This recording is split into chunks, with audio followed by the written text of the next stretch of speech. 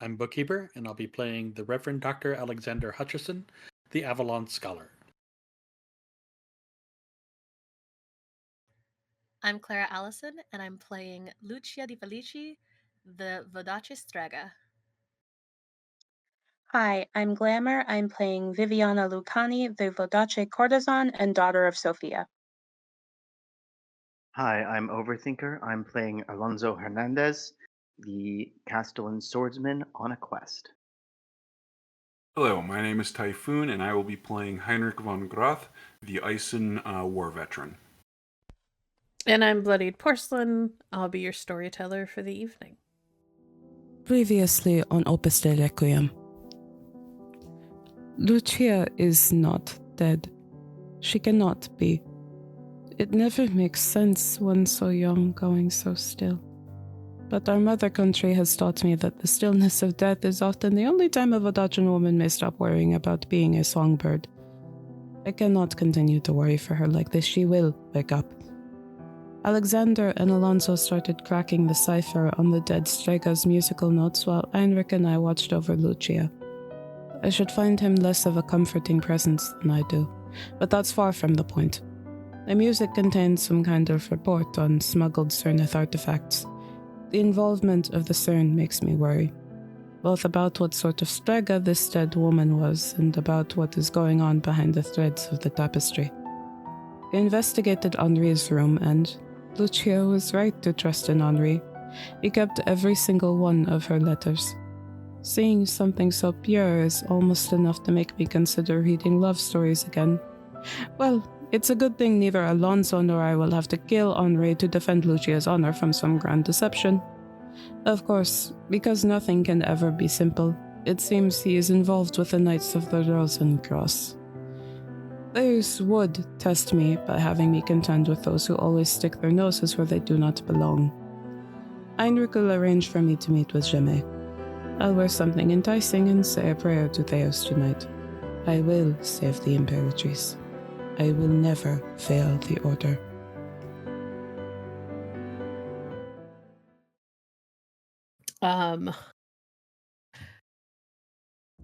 Where we left off. 4 of you are leaving the Raw Erain house and stepping out into the fresh air of Charus. You are greeted by mostly fresh-ish air and the smell of the city around you. But you're in a nicer neighborhood, so it's not as bad as it would be in the less desirable parts of Charus.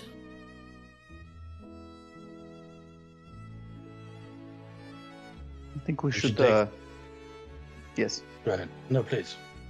I believe we are on the same track, that these things should be put safely at the college. Yes. Also, is it an insult not to attend us herself? Were we slighted this day? No more than we have been up to now. If we are ever slighted, Alonso, I will let you know. I would thank you, my lady, but I believe you have condescended to me in saying it, so now I am confused. Alonso, if I am condescending you, you will know. It will be very obvious, trust me. Certainly.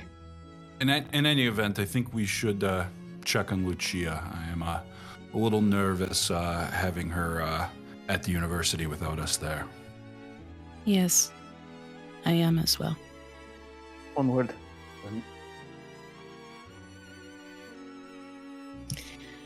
All right. You all head off across the city. No one stops you. No one interrupts you. It is a pretty typical day. You're also a fairly large group and walking with probably one of the biggest men most people you pass have ever seen. So, with a sword that is bigger than most people you pass. So, I somehow doubt that anyone's going to try and get in your way, at least for right now. It does not take long for you to reach the college. What do you do? Go check on Lucia. Yeah, go to the room. Gunther? Yep. Any changes? Gunther is sitting kind of stone-faced, with his sword still out of its sheath against or across his lap, where you left him. It looks like he probably hasn't moved very much since you left. No changes. Very good. Has she stirred at all? No, not yet. Thank you, Gunther. You can return home. I imagine you're eager to call it a day. Eager to return to my duties, yes. He'll get up and slide the sword back into its sheath, bow to Heinrich, and head for the door. He pauses when he gets there and kind of looks back at Lucia in the bed and then all of you. I hope your companion gets better. We all do. Grazie. And he leaves. Alexander will check her vital signs. Steady. It's like she's in a very, very deep sleep.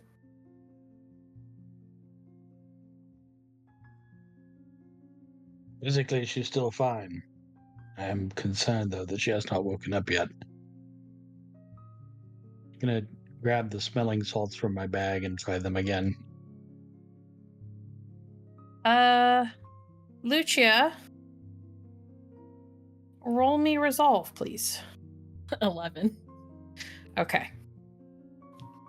We're gonna put a pin in the rest of you and what you are doing.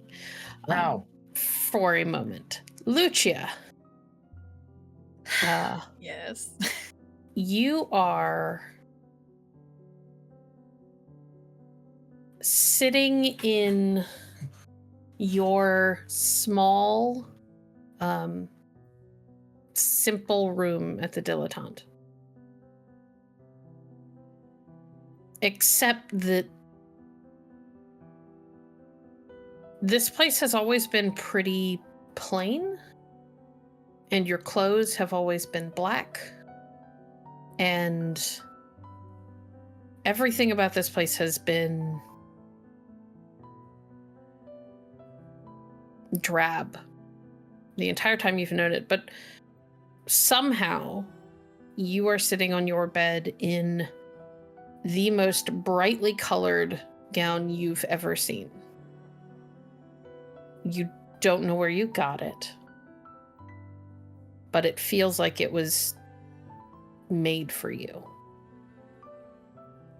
It fits perfectly. It's a riot of red and bright blue and yellow and just all of these incredibly bold colors that really shouldn't work together as well as they somehow do with the pattern that's been dyed into the fabric.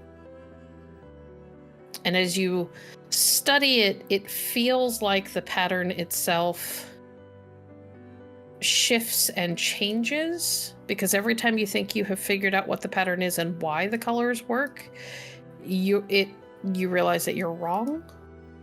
The colors still work, but the pattern isn't what you thought it was. And you are listening to, like it's been carried to you on some far distant breeze, the most beautiful music you've ever heard. It is haunting, sad, but sweet, inviting, but somehow unknowable.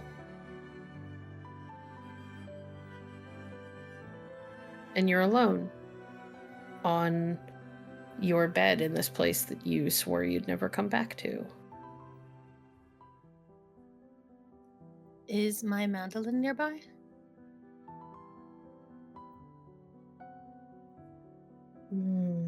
Roll me just raw wits. No target number.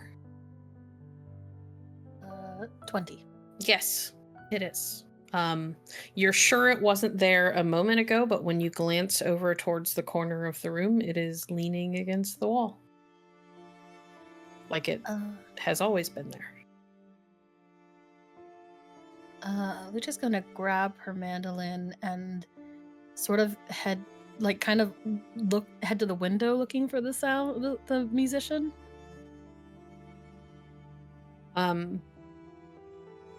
You look out of the window and you don't recognize anything outside. It's weird. It's like some vaguely unknowable half-shapen city stretches out around you, but it's nowhere you've ever seen before, and the sky above you is like someone took a night sky and inverted it. Like the sky itself is this deep kind of liquid molten silver, and the stars are little bluish black dots in it. Odd. But you don't see any people. And the music is still playing. Yes. I think Lucia's going to absently kind of pluck the mandolin along with what's playing. Just sort of getting her. I want to get my bearings, but I don't know where I am. And then maybe start heading into the hall. Maybe there's someone around. There has to be. There's music. Okay. Are you trying to play anything in particular with the mandolin? Are you trying to play along with the music, or are you just sort of half plucking at the strings, like absently? I think she's not focusing enough to like pay attention to do anything concentrated unless she stops to do so. I think she's going to head into the hall and like absently try to play the same melody with it. Okay. I need you. Oh, god damn it. To roll me. What did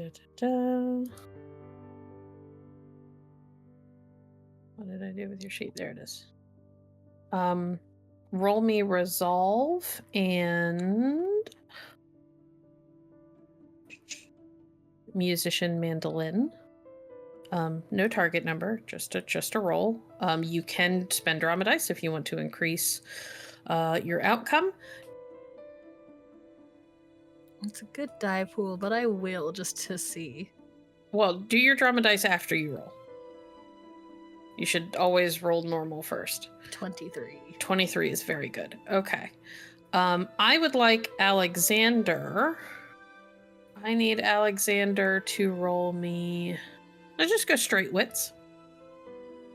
Again, you can add drama dice if you would like. Is this perception related? Yes. Okay. I can add keen senses? Yes. And your target number is 20. I will take 1 raise. Well. All right, Alexander, casually pulling out multiple 10s again. Jesus fuck. That'd be a 48.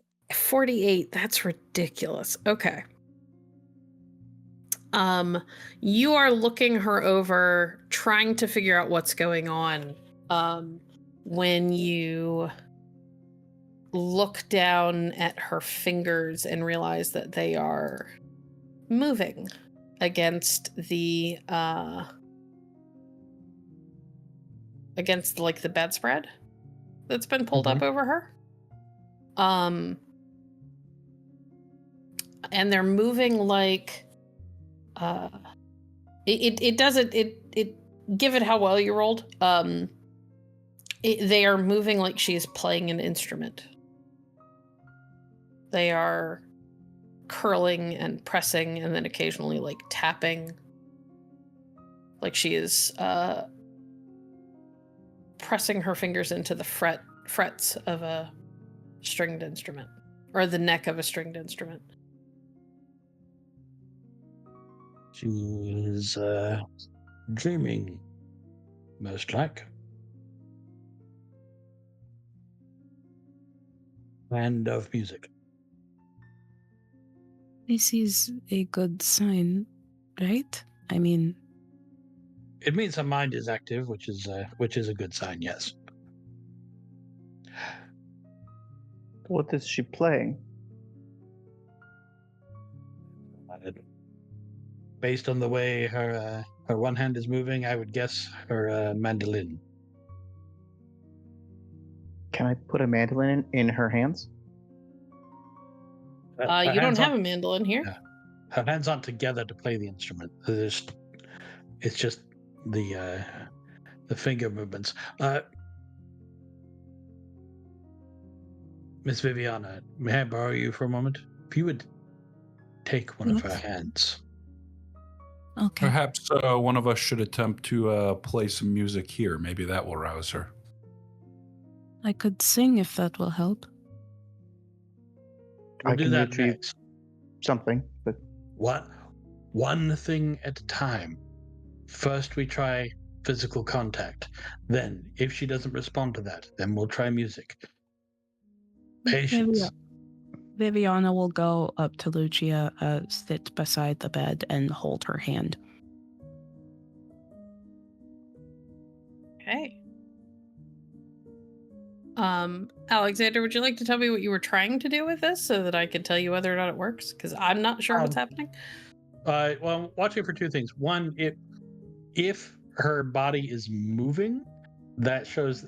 Normally, that means she's in a lighter state of sleep. So taking her hand might, in disrupting whatever's going on in her dream, might start to rouse her a little bit. Okay. Otherwise, if she's got a hold of Viviana's hand, I might be able to see more clearly how exactly her fingers are moving, and maybe whether or not I can identify whether or not she's playing the same tune she was before. Okay. Well, first and foremost, we'll start with the one that is easy to answer.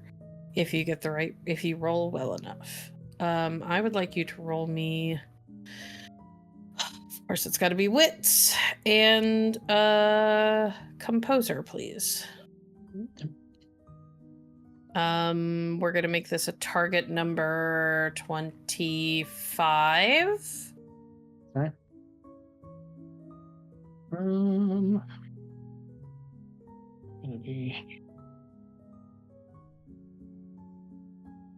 Do I dare?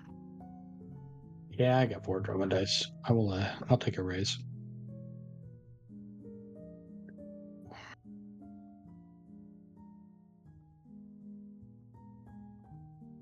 I'm gonna need those drama dice.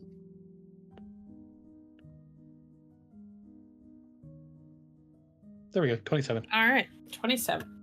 Wait, you said 25. I need to spend one more because I took a raise. I need a 30. Oh yeah, that's fair. No, that is 29. That is 29. In for a penny, in for a pound. Do it. And of course you get a 10. Of course. Reroll the 10.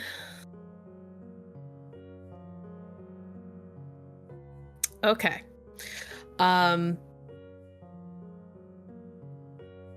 It takes a few moments. She does not seem to stir just because Viviana is holding her hand, at least not for right now.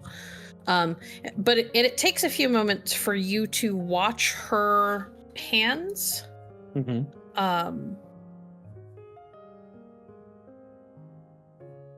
And kind of part of the issue is that you heard the music, but you kind of didn't hear the music because you were so caught up in your own moment.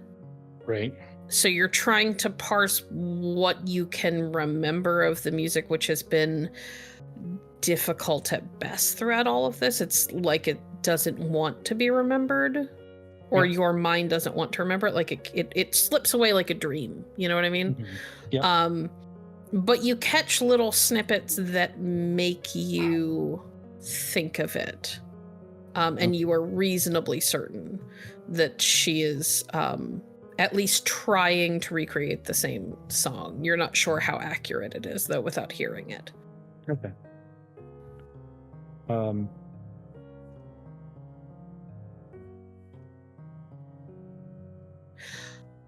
Right. Alonso will go fetch an instrument. Next will be music.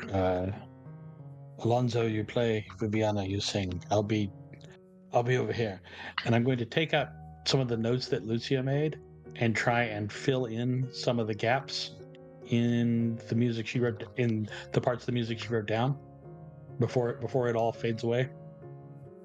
Okay. Make me a resolve and composer check. Sure. You're looking at a target number 20 to get anything. If you take raises, you'll get more. That seems like a horrible idea, but what the hell? I'll take one. 25 then. Oof. Let's spend that last drama die and roll a 4. Oh, no, okay. Okay. You manage to fill in a little bit more. And by the time you do so, your temples are throbbing. Yeah.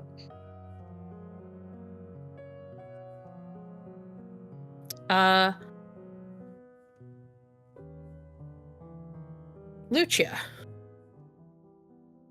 you are wandering the halls of the dilettante, and as you are playing, your fingers have always been pretty deft, good at moving over the strings of your instrument, unimpeded. You haven't had an issue with hesitating or not being able to hit the strings the way that you want to in a very long time, like not since you started. There is something that is making it so that your picking hand is not, your fingers don't want to move the way that they're supposed to. It's like there is something trying to hold them in position, kind of stretched out over the strings rather than being able to curl to pick the way that you need to. I shake my hand, trying to loosen my fingers again. Roll me a raw resolve check, please. No target number.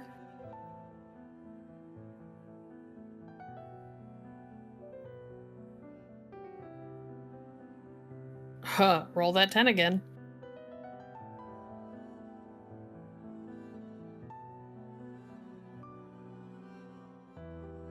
Jesus. And again? Oh my god. We went for 24, now we're at 34. Should have just asked for a raise. Well, there's no raises. This is just a static roll. 39. It is as Alonso is just reaching the door to the room, that Viviana and Alexander, or Viviana, because Alexander has turned away to write. Viviana, you watch as Lucia's eyebrows furrow in what looks like annoyance and frustration, and then her eyes fly open at the same time that she swats your hand away. Oh, thank thieves. Hey, Immediately Lucia, just pulls Lucia into a hug. Tears his teeth, and Lucia pushes Viviana off of her. Welcome back to the land of the living. It is good to know that you are alive, so that I can kill you myself. Indeed. Yes. Lucia, as you are getting all of this input, as you are waking up and all of these people are talking and all of these things are happening, you immediately begin to realize that you are losing pieces of that dream. Like they are fading very, very rapidly. Maron, where is the violin? But in the other room. Give me this violin. Are you sure that's wise? Yes. I go get the violin. Quickly. I'm gonna play it again. Just pluck it, not fully bow it. Well, it takes him a minute to hurry to the other room, grab Alexander's violin, come back. It's got to be taken out of the case. Are you trying to pluck the music? Yep. And the whole time, like humming what I can remember of it. It's, as soon as she reaches for the violin, Heinrich plugs his ears. Roll me another just straight resolve check first, Lucia. Oh, my bad. As Lucia is doing this, Viviana smacks her shoulder. What are you doing? I Do you cannot want to knock yourself out again? Wait, what are you doing?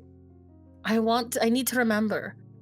In the time it takes you to get the violin, get it out of the case, and start to try to pluck something out on the strings, you have forgotten everything. You don't even remember what it sounded like before you knocked yourself out. Lucia just throws herself back on the bed, or back down on the bed. Wait, what was that? There's What were you trying to do? thumbs. I can't remember the song now. Good. What do you mean good? It's been haunting us. It's very good. It is clearly a curse. It is. You almost don't know killed yourself. I don't think you understand that. I am alive. You started bleeding You you started bleeding and you collapsed, and we were just left squabbling, trying to figure out what was wrong with you. What is wrong with you? That you would do that again, that you would put us through that again. You would all. Do you ever think about step back. anyone but yourself? Viviana, You should. take a step back. I need to examine the young lady. I would like Lucia to take a drama die for doing the reckless thing and immediately trying to play the music that knocked her out again. And I would like Viviana to take a drama die because that was very good. You should never, ever play that infernal music again. Let's not be too hasty. That is not hasty. I agree entirely. The ice is being hasty. Come now. We presume. One presumes that the music is a curse, the other presumes that she has forgotten it. I don't necessarily think either of these things is true. Follow my finger, Lucia. Oh, Alonso looks away. Viviana just steps back and rubs her temples. Is Lucia going to follow the finger with her eyes? Yeah. I think Alonso steps next to Viviana and says, that was good. She's going to hear it at some point. Better it come from a friend. And What? Heinrich adds, this girl is going to be the death of all of us. I can't. Ye of little faith. There are so many things far more forward in line than music from some other place to be the death of us. What happened? You did go unconscious. For several hours. That does not seem like a curse. Well, the blood coming from your nose was certainly not a desired outcome. And our ears. You also triggered strong and bittersweet memories, at least in me. All We've called music. it a hallucination. Well, less common. All music should speak to your heart a little bit. No. This was Speaking not to the that. heart. Speaking your heart is different than causing some sort of attack in your brain and falling unconscious for most of the day. Music is not supposed to make you bleed from the ears or the nose. Clearly, you've never listened to Usuran music. Yes, if I went to the opera and started bleeding from my ears, I assure you I would not return to that performance again. Which is why we shall not return to this one. I just don't understand what it is. Good. To understand such a thing is often dangerous, and yes, the professor and I have discussed this. We should look into it more. But for now, we do not play it. I am fine with trying to understand things, but perhaps it is not the best course of action to immediately try to play the song that caused you to pass out. It's a fair point. What if it But you does were more trying- damage the next time?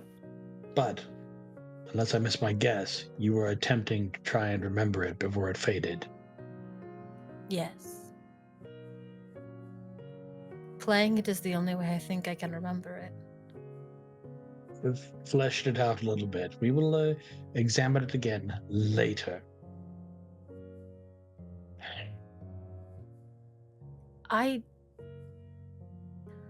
I want to know what it is. I And We can understand try that and- desire. We can try and discover what it is without you playing it again. What you should understand is that we were all extremely worried about you. We had no idea when you would wake up or if you would ever wake up. And if you do that to yourself again, well, we will be extremely upset with you. I will kill you myself. Is that? Lucia waits a minute.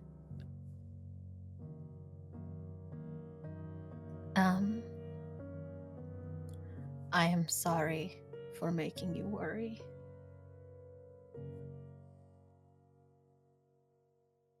I did not realize that it would be so dramatic. Not only were we worried, but we were out investigating your problem with Henri without you. What did you find? He kept Well- her letters. Yes. Oh, Show her. Viviana will go and retrieve the letters and bring them back to Lucia. He In a had them hidden hidden. compartment. Yes. Near the headboard of his bed. oh. He had a collection of texts to learn Vodachin. Lucia, you were handed a portfolio not terribly unlike yours or unlike the one that you've seen Alexander carry around. And it's true. You can't read them, but you've seen all of these letters. They're all here except for like the last 2 or 3. Lucia starts to cry.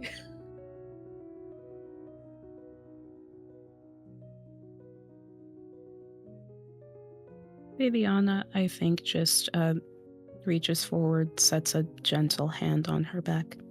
You were right. He truly does care for you.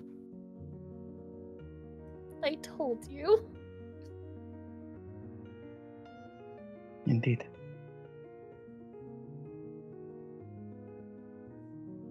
There was no indication as to where he's gone. Some.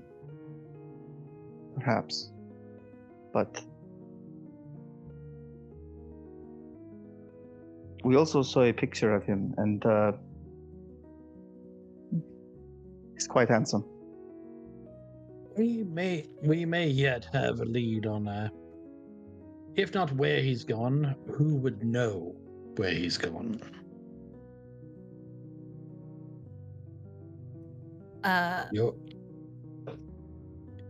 Lucia like sort of looks at Alonso and just, I would not care if he was incredibly deformed. I know that he loves me. Where was he going?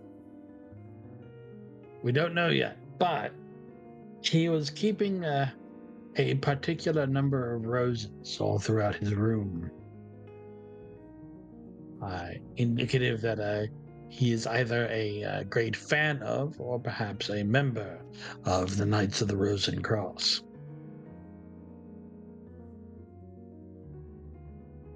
And we also found several hidden papers with some interesting addresses on them that may lead further clues as well. I think at least one set of the letters is encrypted in some fashion. I will turn to those here shortly. Speaking of encryptions, the music that you found with the dead woman, there was a code hidden in that. And yes, Alexander and Alonso were able to decode it in record time, I must say. Only took us 70 minutes. Adriana was working with some sort of group that was collecting artifacts. One, however, was intercepted.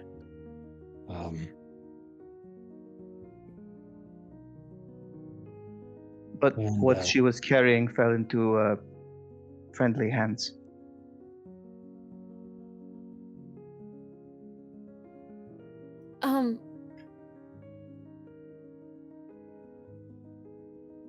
Adriana was smuggling artifacts with a music code.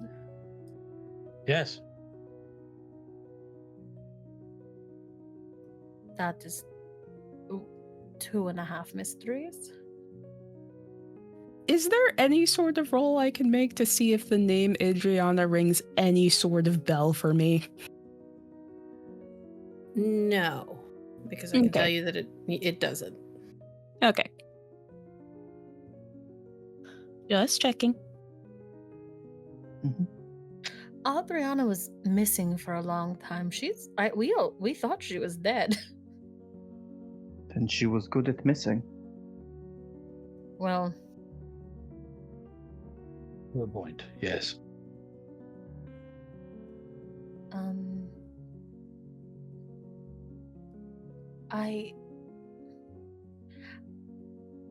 I cannot let the music go, but I will.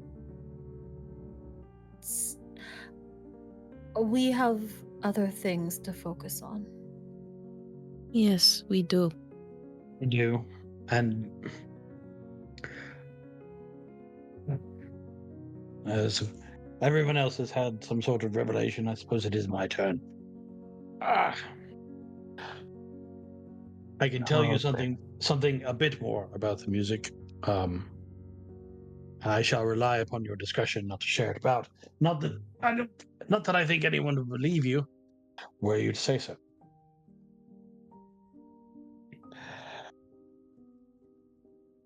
Yes. I came to Montaigne to engage in an investigation of a discovery in La Petite Charousse, the sewers. And he's going to take the sheet of music and put it up on the wall. Alonso, will you hold this here for a second? Alonso does, and sort of points over to where you left the star chart. Now, this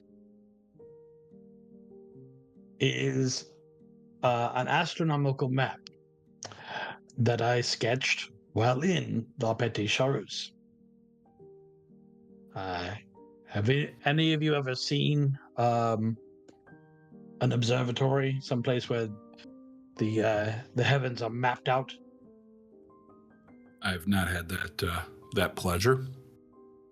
No. So, well, you'll hold up the star chart. So if you look at these are the horns of the constellation Oryx, the goat. And then it's moving a couple of stars over this way. But one thing you might find interesting, yes, he's going to put a lantern on his desk. Alonso, would you please hold the sheet music in front of the lantern? Mhm. And Done. so then as the light shines through to light up the dots, he's then going to hold the star chart in front of the music as well. Huh. You begin to realize as you hold them, as he holds them up and shows you a comparison, Lucia, it is a little hard to see because it is a star chart and because things are kind of in this weird, like snake-like formation. They're not like a straight line like you would see on music paper, but the stars certainly line up with where you would expect the oval or circle or whatever of a note to be. Now, there's one very important thing about this rather remarkable map of the firmament hidden underneath Charus. That is its perspective. Whenever a star map is taken, it's usually the same stars, same firmament, but you can get some idea of from where it's looking based on the position of the stars, how they rotate, that sort of thing. This constellation had a most unique perspective.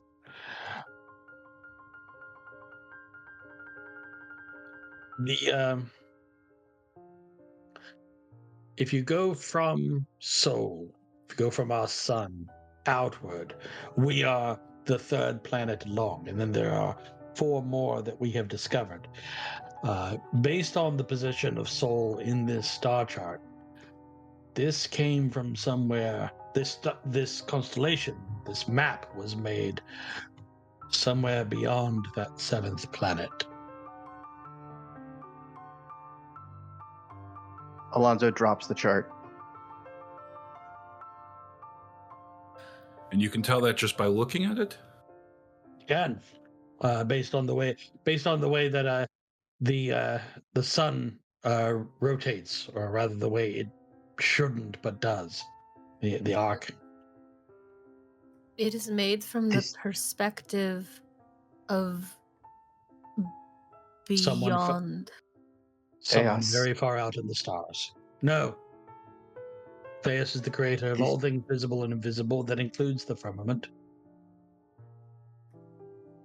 Does This is That is quite interesting. certainly heretical. Theus wants us to understand his works better? The words of the first prophet, perhaps. But this? You're saying this is from... Would it not be... Is it not a way to understand others than to step in their shoes? I'm saying I have some idea of where it was looking from. I don't know who made it or for what purpose. And that is enough, I think, to support Signorina Lucani's statement that we should probably not be playing the music again until we understand a bit more. Yes? I had forgotten this was about the music. Can I get up and get a closer look at the stars? Yeah. Get a closer look at the layers? Yeah. Lucia will kind of start filling in the gaps in her head based, if I can, based on where the star map fills in the spaces, and just hum it. Not continuously, just sightseeing. No. I'm not playing it. I'm just Singing So it. help me. Stop.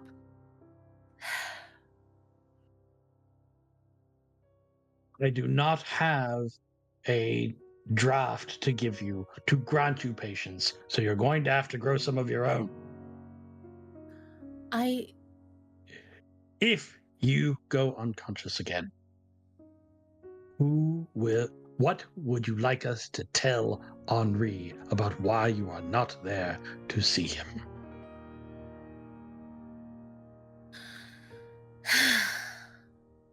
And he takes the papers back.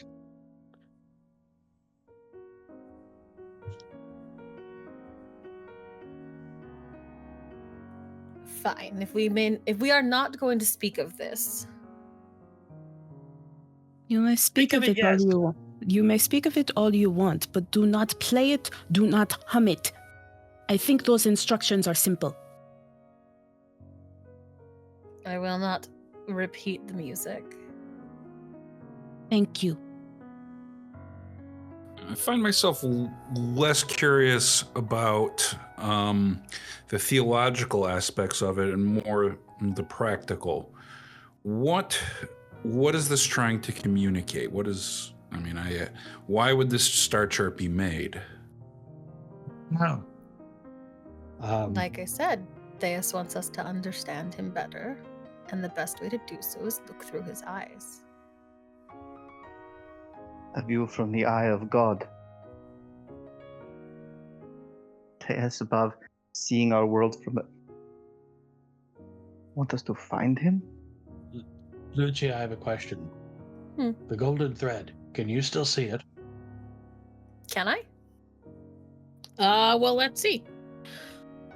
Let me look at your sheet.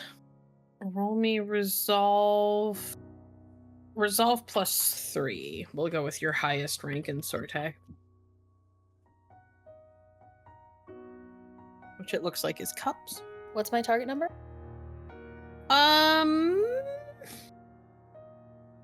20. I'm so tempted to take a raise. You take raises. You are I'll welcome take to. the raise. 38. 38, yeah. Damn. You focus, and it takes effort, considerable effort, because you can always see everybody's most important thread, which are like the standard threads that you always see them have, but you kind of like narrow your eyes and focus hard and pass your gaze around the room, and you can, in fact, after a moment, see that thin, beautiful gold thread come into view, and you realize that it is wrapped around you. It has wrapped itself around Alexander and Alonso and Viviana and Heinrich. Does it end or does it keep going? Like, does it leave the room? It stretches out into a bunch of different directions from each of you.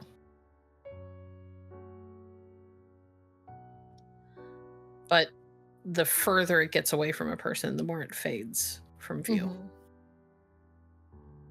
Mm-hmm. Can I touch it? That's weird. I know that I can't usually. No.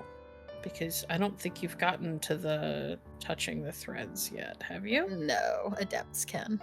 Yeah, no, you're not quite there yet. Dottore, it's there. There is a golden thread that wraps around all of us and ties us together. There is something connecting that thread, that music, and, he points at Alonso, that artifact. What artifact? Monsieur, I suppose it was too much to expect that might remain in confidence. I think the time for confidence is long past, Signor. Alonso, one of the things on our to-do list is to kidnap the Empress. All the more reason to keep our secrets limited so that they are easy to track. Alonso reaches under his shirt and pulls out an amulet. I am not repeating the story of how I got this. I want to know how you got this. Absolutely not. Are you holding it out to her? Are you simply holding it in your hand? I need to know I how to have pulled it describe out this. of my shirt, and I'm holding it like from behind so that the room can see it. I've not taken it off my neck. Okay. Hanging from a thick chain around Alonso's neck is a round amulet. It looks thickly cut. It's not like a thin thing. I would estimate that this thing's probably 1/4 to 1/2 of an inch thick. And it is decorated in like swirl patterns.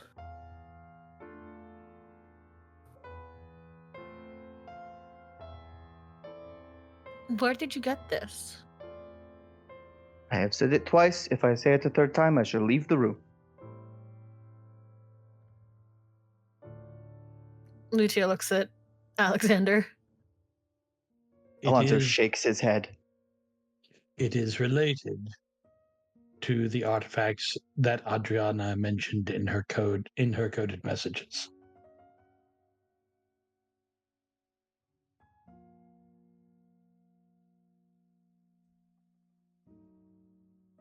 More than that is not my story to tell. Puts it back in his shirt.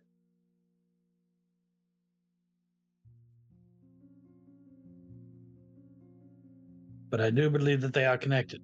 The music, the amulet, the thread.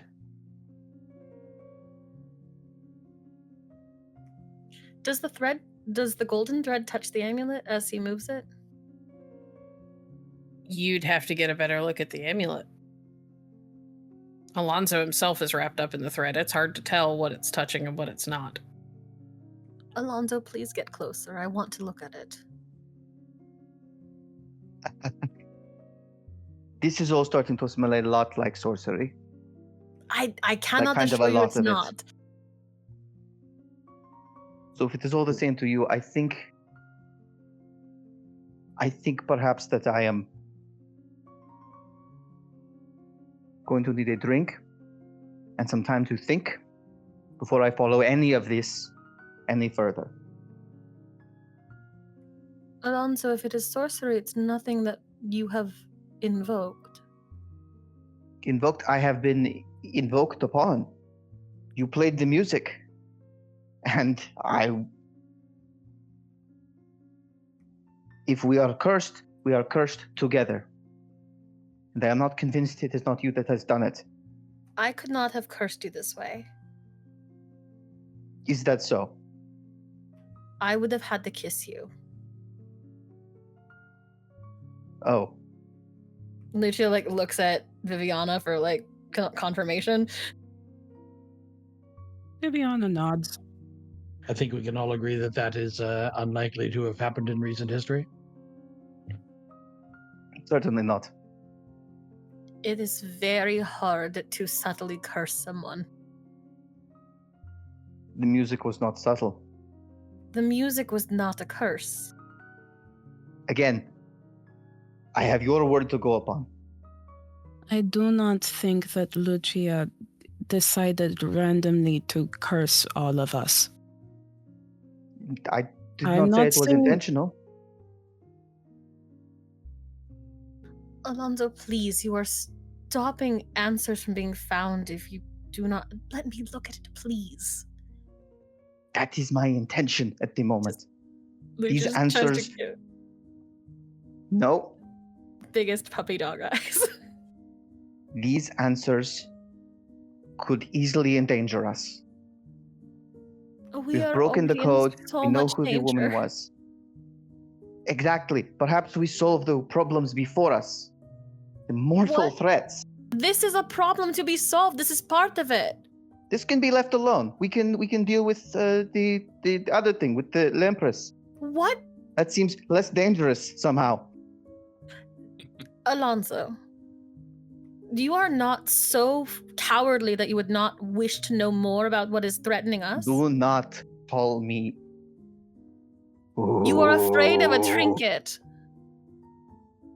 I am Okay. afraid of No. sorcery. Okay, No. okay. I think that's enough. I think all of us need to take some time to clear our heads, maybe drink some water or something stronger. I think that is enough for now. See.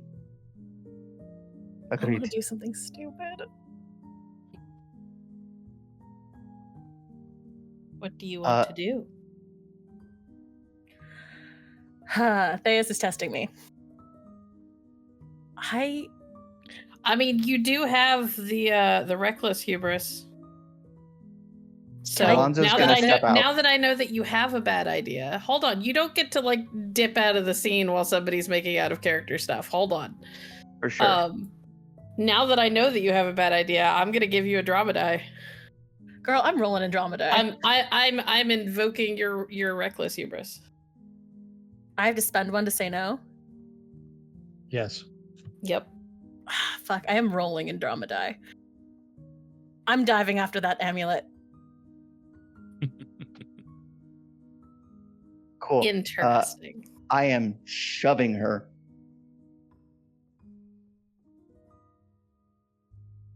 I'm so sorry. So the interesting part of this is that neither one of you have hand-to-hand combat. Alonso, we just Classic. black fight.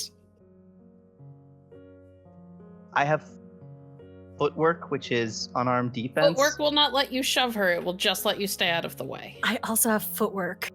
Okay, but you don't need a defense. You have to attack That's him. Cool. I'll jump out of the way. Let's see. What to have Clara roll? Clara or Lucia, roll me finesse. Yeah. Roll me finesse. Let's see if you can beat his defense. Just a flat finesse. Yeah, because you don't have any attacks or anything. When it comes to doing stuff barehanded, so unless you plan on pulling out a knife. I'm not trying to stab him. I'm trying to steal the stupid amulet. I am aware. That's why I can't let you like use any sort of skill because you don't have a skill for this. Theus wants me to have that's that a fucking 10. amulet. That's a 10.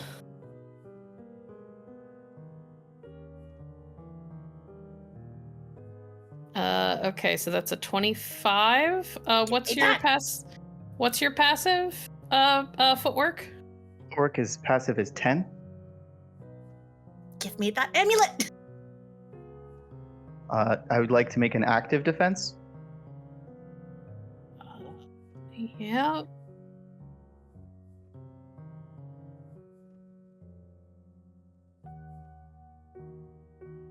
God, love Yeah, a little okay. PvP. I don't normally allow for PvP, guys, but this is minor enough that I'll let it happen. We've I established wouldn't call this Lucia's. PvP. We've established Lucia's small enough that Heinrich could probably catch her out of the air. So I'm trying to beat a 25. Mm-hmm. Spend the drama dice.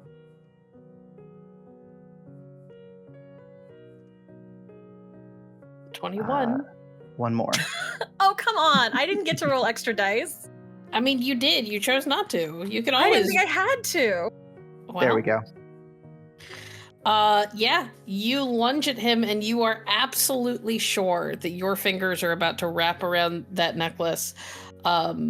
And at the last possible moment, you kind of stumble into him and he uses your momentum against you by like kind of spinning and sidestepping at the same time. So you kind of run past him, barely catch your feet.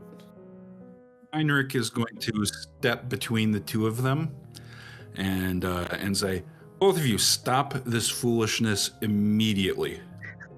Me stop this foolishness. Tell him to let me see it. Alonso, will you please step outside? Absolutely. Happily.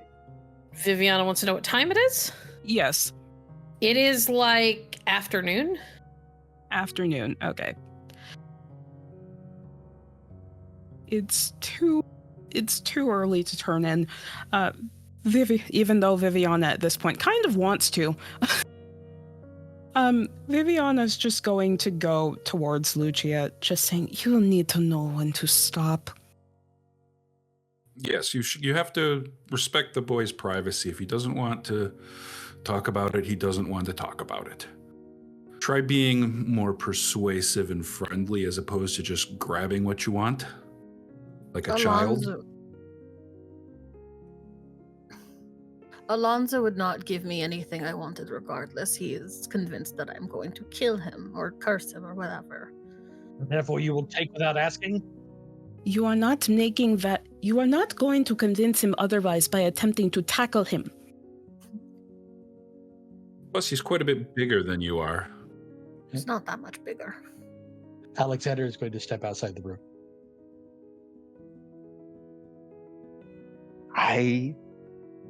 I tell you what, Alexander. She is testing. She puts a great test upon me, sir. She does. The two of you squabble like you grew up together. If we had grown up together, it would have been all the more reason for me to leave. Take a breath. Let's go get that tea. Follows Alexander. Back in the room, Lucia is getting scolded by mom and dad. Young lady, just because you want something does not mean that you can take it. You must learn to control these impulses and respect his privacy. It is simply poor behavior. If you were my daughter, I would punish you severely for this. You could try. The truth of the matter, first of all, Heinrich, this is not just a sweet or a toy. There are answers in that amulet. And we will get those answers. Will we? Yes, because I guarantee you within a few moments, the Reverend Doctor will convince Alfonso to let him examine the amulet to try and figure out what secrets it contains. He cannot see what I can see. You know, Lucia, just because your brain tells you to do something, it does not mean you should act upon it immediately. Now, next time you have one of these urges, I want you to stop, try to calm yourself, and count to 10 before doing anything. You both... Do not tell us that we are treating you childishly. You are acting like a child, so that is how you will be treated.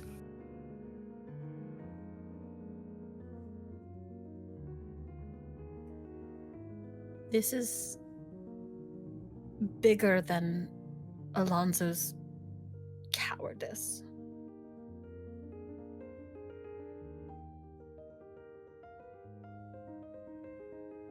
Need I remind you that you've hired Alonso to protect you? Perhaps antagonizing him is not the best way to go about doing that. Perhaps hiring with him was not the best idea to begin with. He is a boar. Or an ass, whichever animal you prefer. And you are a headless chicken.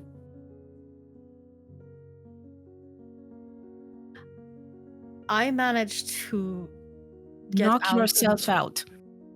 I have managed to get myself to Montaigne almost entirely on my own cleverness. Then display some of that cleverness instead of acting like a headless chicken. What happened to that cleverness? Did you leave it out at sea?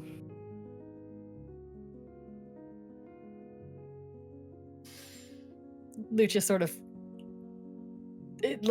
has the huff. At the very least, do it some way smarter. Wait until he's asleep to try and take it. Yes.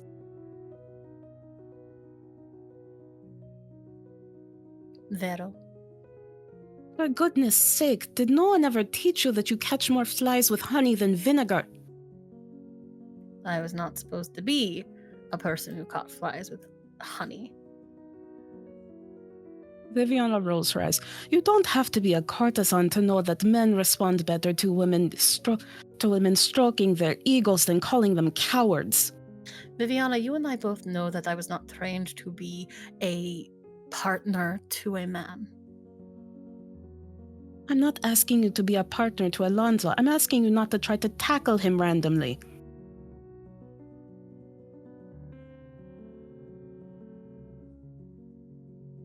I would not tackle him again. Good.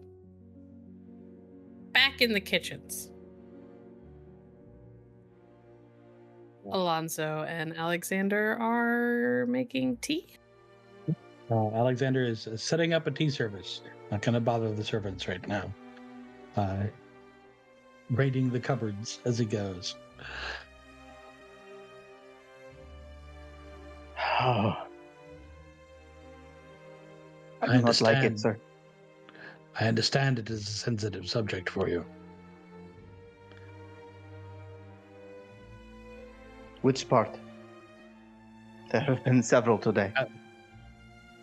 How that amulet came into your hands. Yes, that one in particular. So, I put it to you. I don't know if this needs to be done today. I think our young lady can afford to be patient for just a bit. Also, we should spend this afternoon probably going to La Donjon. But there is something important that I think you would want to know. That thread that she mentioned, the one that wraps around all of us. One of the things I am curious about is if you were to remove that amulet and say set it on the table, would the thread chase it? Is it specifically connected to whatever it is that is tying all of us together? Given the unknown provenance of that amulet, I think that would be something you would want to know as well. Is it I that am cursed? Or the thing? Perhaps. This is not a question that can be answered simply by a quality pair of spectacles.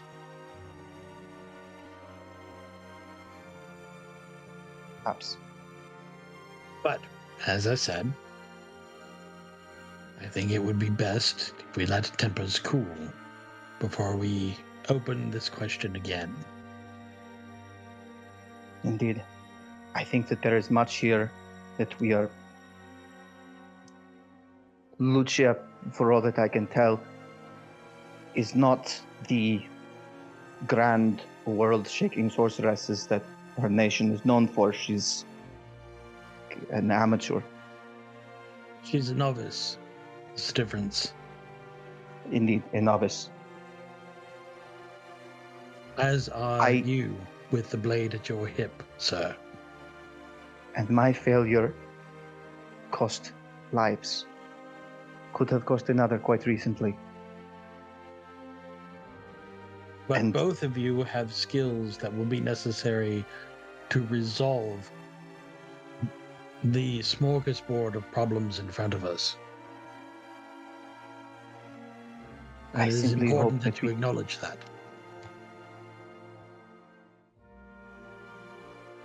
I do not deny it. I think there might be others who are better versed than she in matters of magic. And you would invite them into our little conspiracy?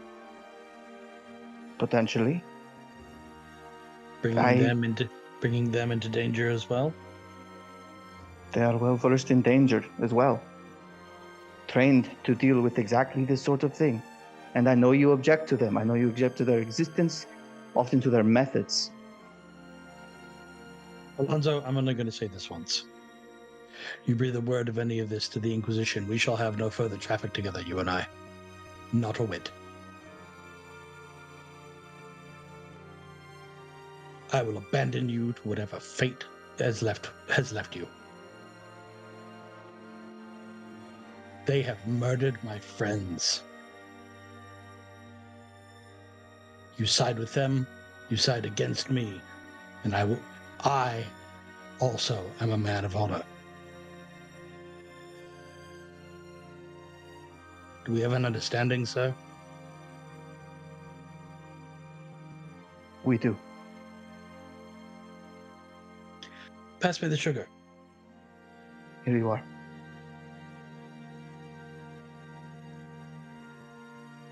Okay.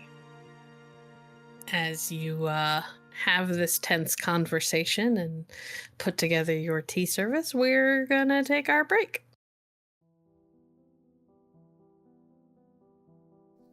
Thank you for watching Opus de Requiem. If you enjoy this story, please make sure to like, comment, and subscribe to follow more of our content.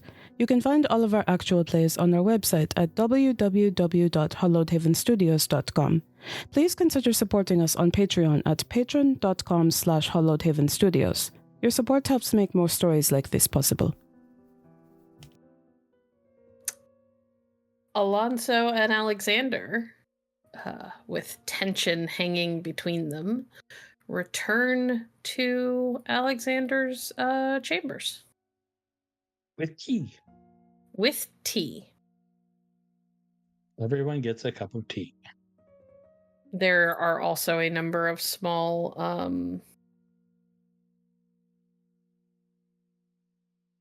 like breakfast crackers or like snack, like dessert crackers, sorry. Yep. Lucia like realizes that she's been asleep for, I want to say, 8 hours. And is Most of the hungry. day. You are very hungry.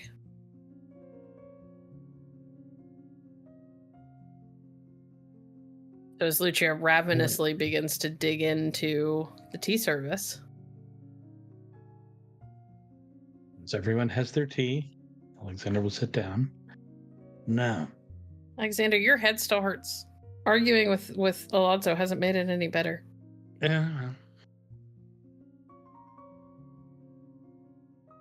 Ignorance is bliss only for the ignorant.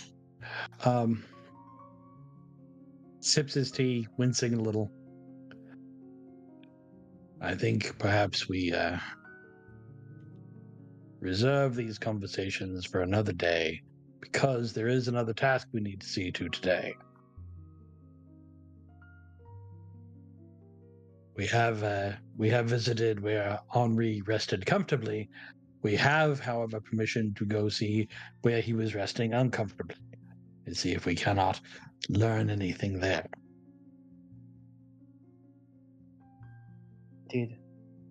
Indeed. Agreed. We definitely should visit the dungeon with great haste. And as he's talking, Heinrich pulls out his flask and adds a little brandy to his tea and offers anybody else some if they wanted it. Yes, Oh, please. dear Theus, yes. As the conversation turns back to Henri, Lucia, I would like you to roll me wits and politics, please. I knew I should have bumped politics.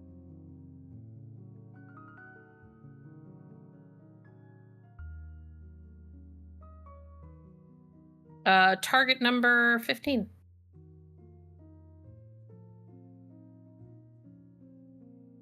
Can I take a raise? You can, sure. I got a lot of drama dice. Might net you a little bit more, but Would 2 be worth it? no, I'd say leave it at 1. This is a pretty simple, straightforward check. Okay, then sure. 1 raise. Okay. Reroll that 10. I'm rolling so well and I'm so scared.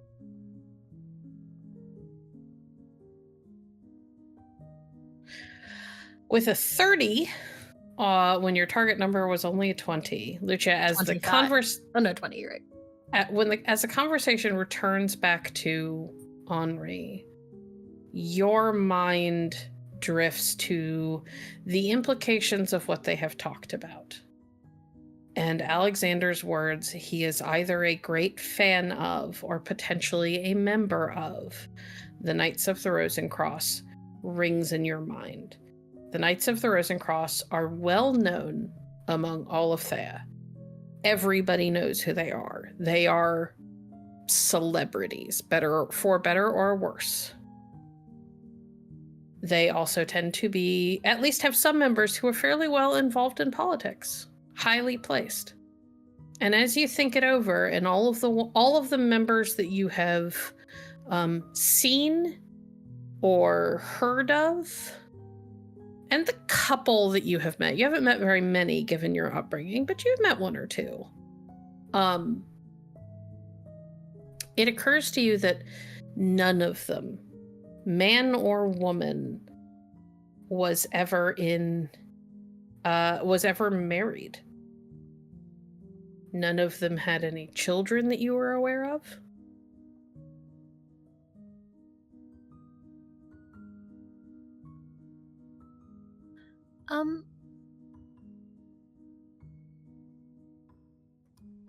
Dottore, Yes. do Knights of the Rosencross take vows of celibacy? I'm actually not sure. They are. I like to say they're not so much a secret society as a society with secrets, and one of those secrets is the vows they take. They are not known to marry.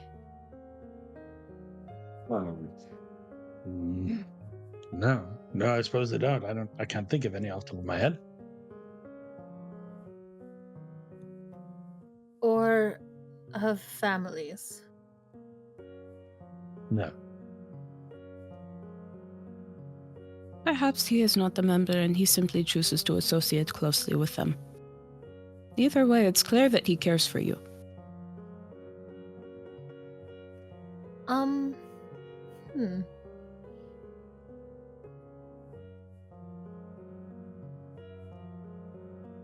So what we know of I'm trying to what do they occupy in like the popular consciousness? You're gonna have to be more specific. Lucia says this very, very quietly. He would not have joined the Knights of the Rosencross, right?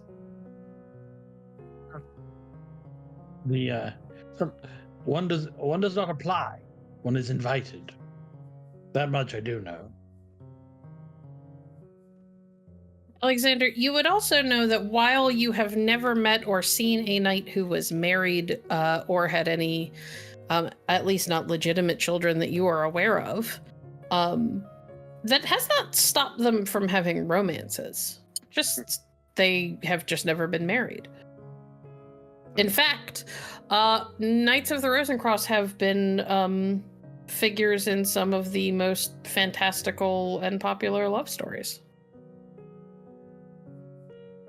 I have a marriage-obsessed teenage Rodachi girl in front of me. That's fair. I'm not saying you're going to tell her. I'm going to keep that to myself for now. Now,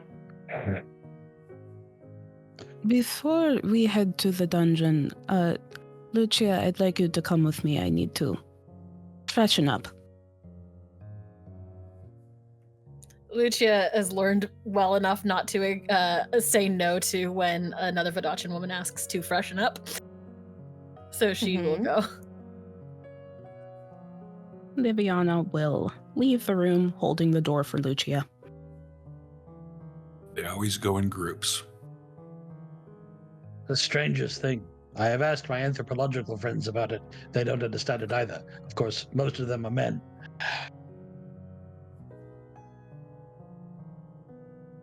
Perhaps we are better off not knowing. Viviana leads Lucia to a room that's nearby and secluded. She does, in fact, keep like a small mirror on her just for moments like these. and she begins just fussing with like her face. I saw a picture of Henri. Echo. So? So he is very handsome. That's And nice. I would love him if he was not handsome. yes. And, well, having seen him, that makes certain things easier. Oh! Yes. Could you do that now? Not now. At home. Perhaps tonight? Yes, tonight.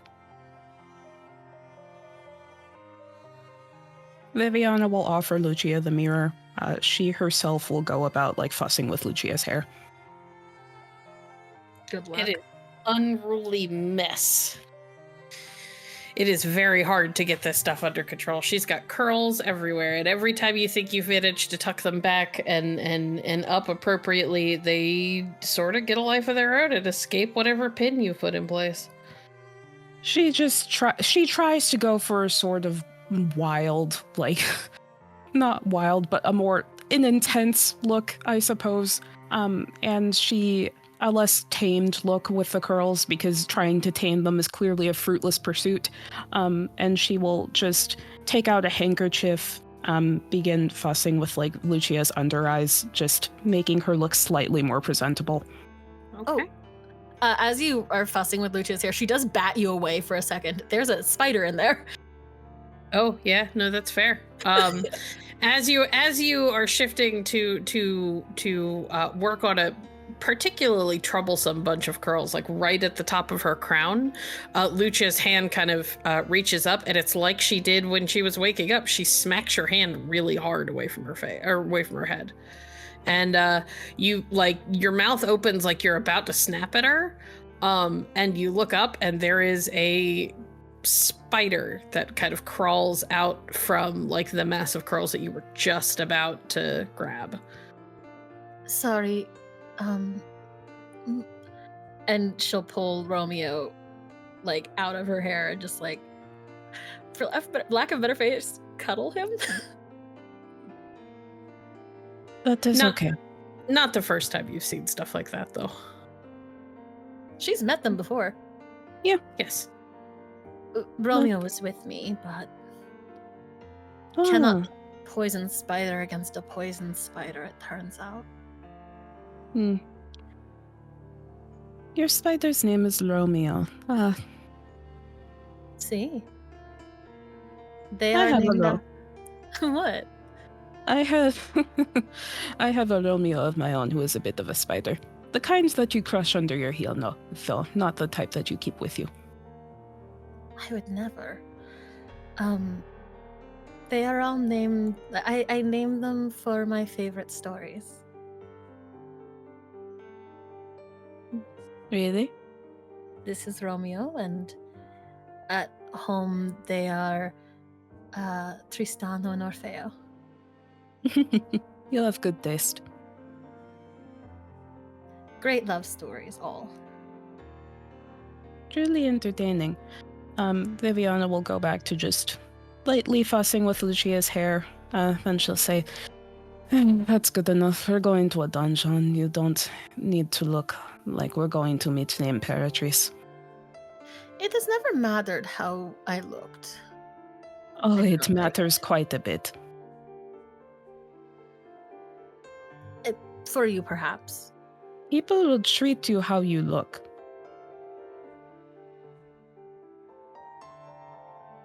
Again, perhaps. It has been made clear to me that how I look is not...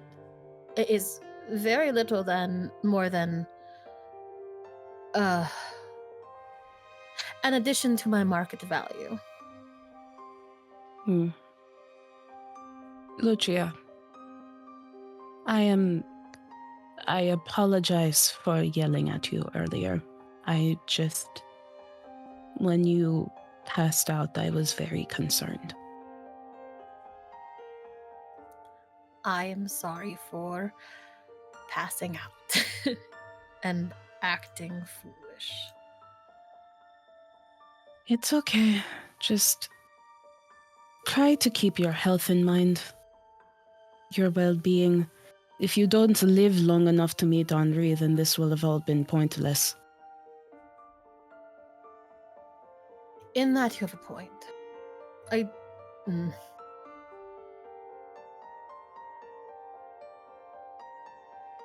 It is good to know that he does love me. I was very scared. You've been very brave in what you have done. You, like you said, were able to make it to Montaigne and away and out of Vodace by your own wit, and that is to be lauded. She smiles a bit, even if you do constantly undermine your own wit.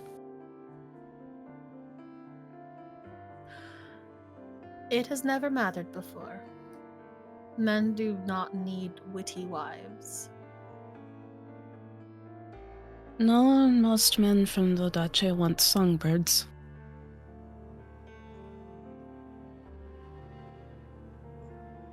But Henri is not a Vodacian man. And that is why it's important to get him back. Viviana offers Lucia a smile. She reaches forward and pinches her cheek a bit. And if you knock yourself out again, as I keep saying, I will kill you myself. You'll have to get in line. She starts heading out of the bathroom. Viviana follows. All right. While this was going on, what were the gentlemen up to? Some more brandy, please. Thank you. Heinrich passes the flask. How much longer is the forgive me, so much has happened. I don't know how long I've been in Charus. Lemperor's birthday. We have a week, a little more. Yes, it will last for the week, so we've used up about half of that. I thought it was 2. The celebration was 2 weeks. It is I 2 believe weeks. it's It's a 1 week. fortnight. Oh, Okay. 2 weeks. Fortnight. Oh. Ah, yes. See. So we're You've about a quarter used of the way about a through. week. Or you're coming up on a week, I should say. Sorry. So, yes, a lot has happened. And I want to be clear that I appreciate.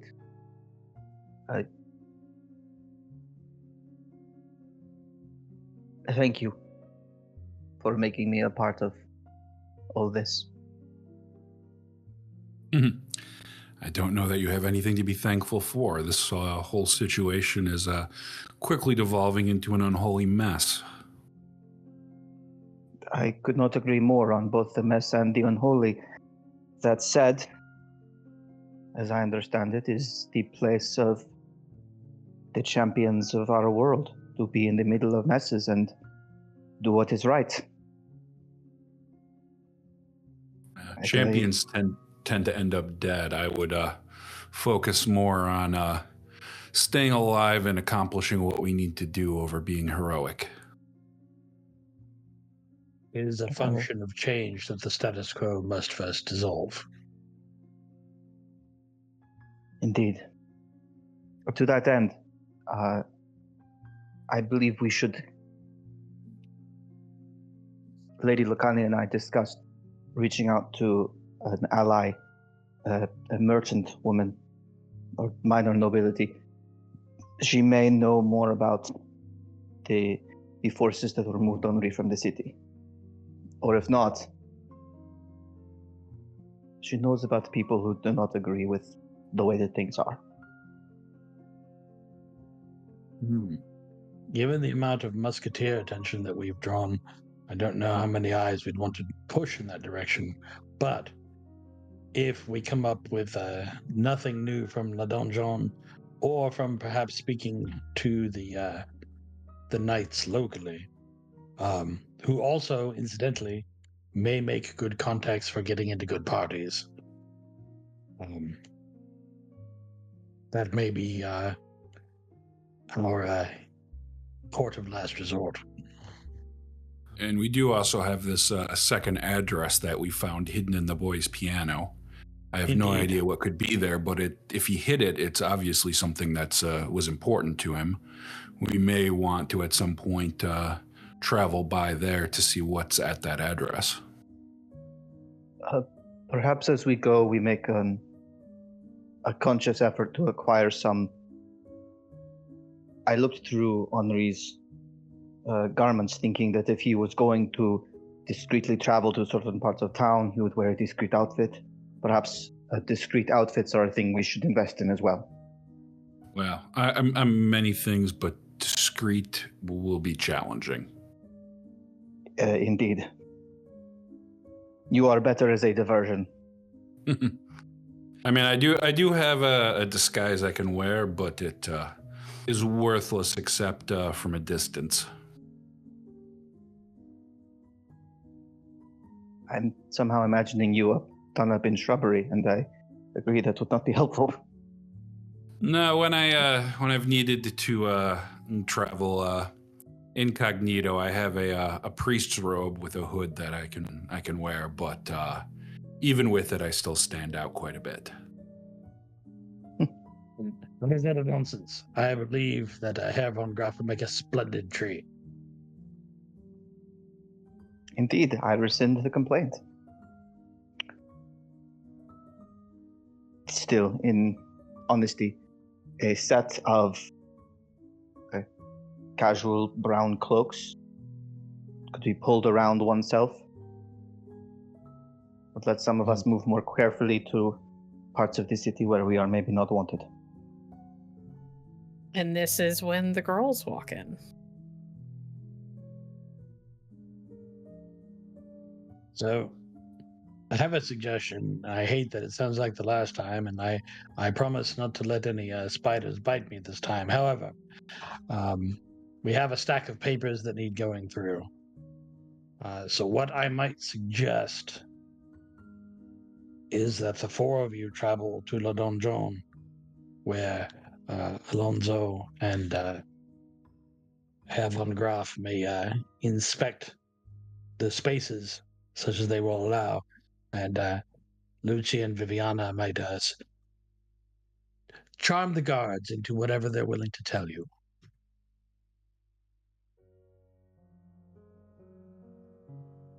Are you certain you'd rather not come with us? I am not entirely comfortable with the idea of splitting the group.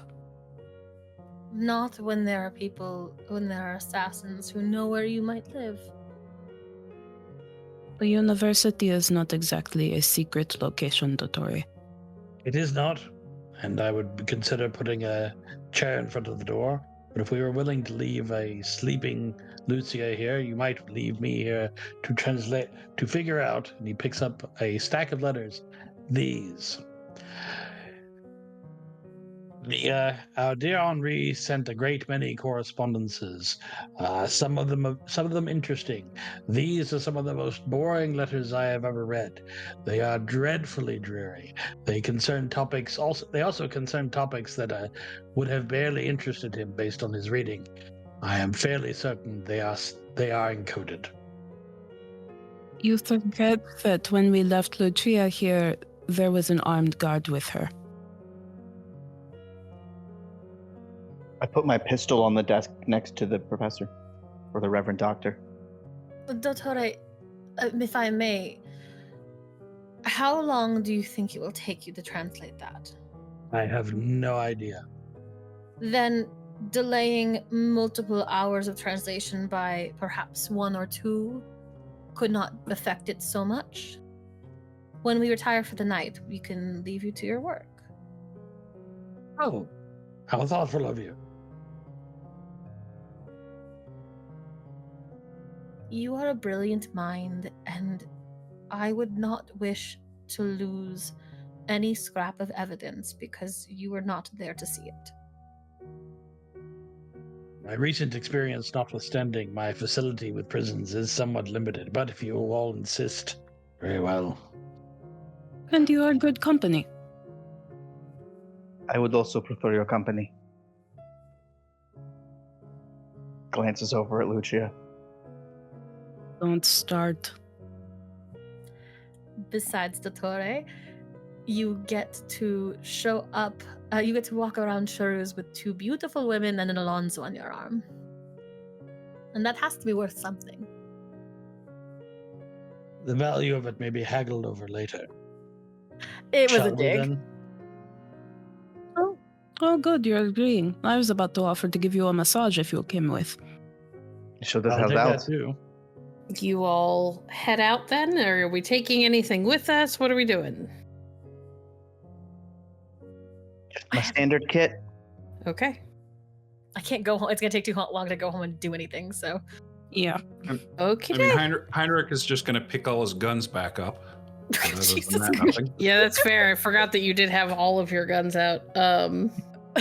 Lucha will watch the guns go away and make make direct eye contact with Viviana and then put her hands in her pockets.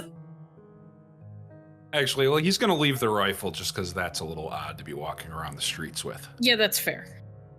Viviana makes eye contact with Lucia, looks directly at Heinrich, looks back at Lucia, and just chuckles. I could learn to shoot. Ah, yes, the idea of you with a gun would bring me great comfort. Would you like a gun? I would. No. Yes. Please. Once you have proven your capacity to use one safely, one will be provided to you.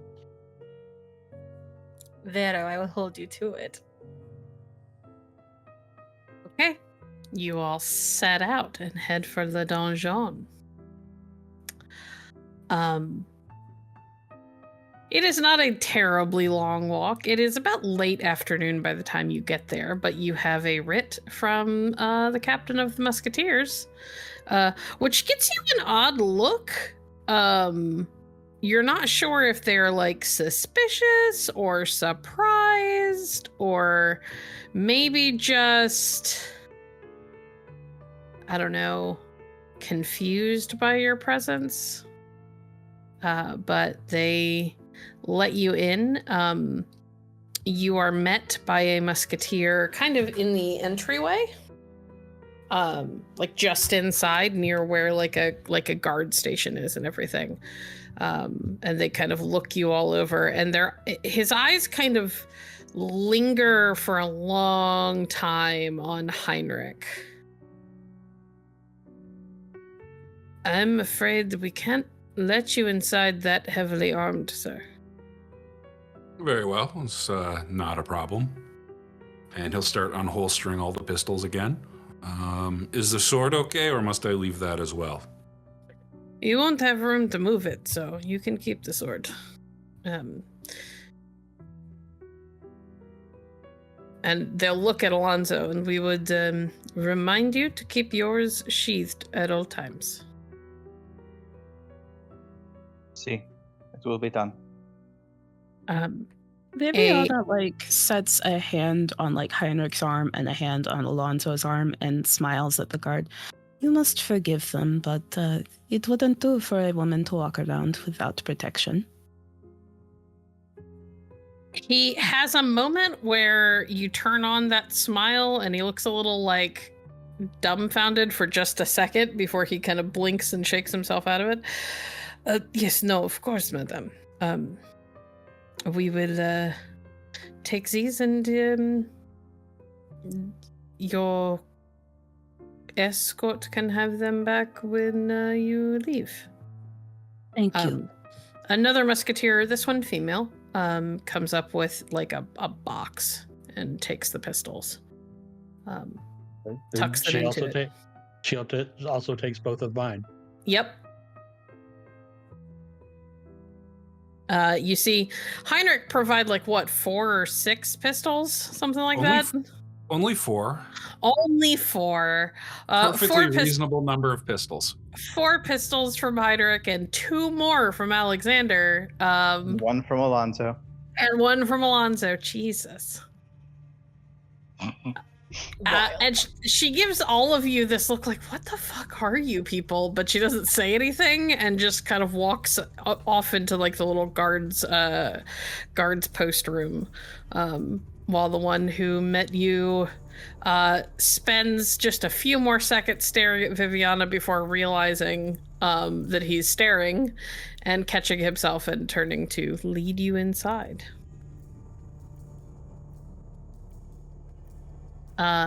You are led deep into the donjon, down 2 flights of stairs until it is clear that you are underground. Alexander, I would like you to make a roll. I just need to figure out which one. Hold on. Well, while you're figuring that out, I need to do a test. Yeah? I'm gonna say to Viviana in Vodace,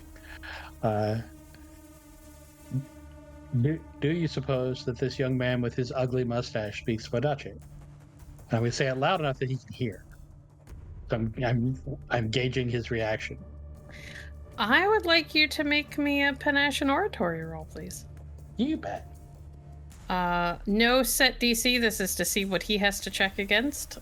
You can use drama dice if you decide that you don't like your first roll. I think a 26 is fine. That's very good. Okay. He does not seem to react. Could we hear?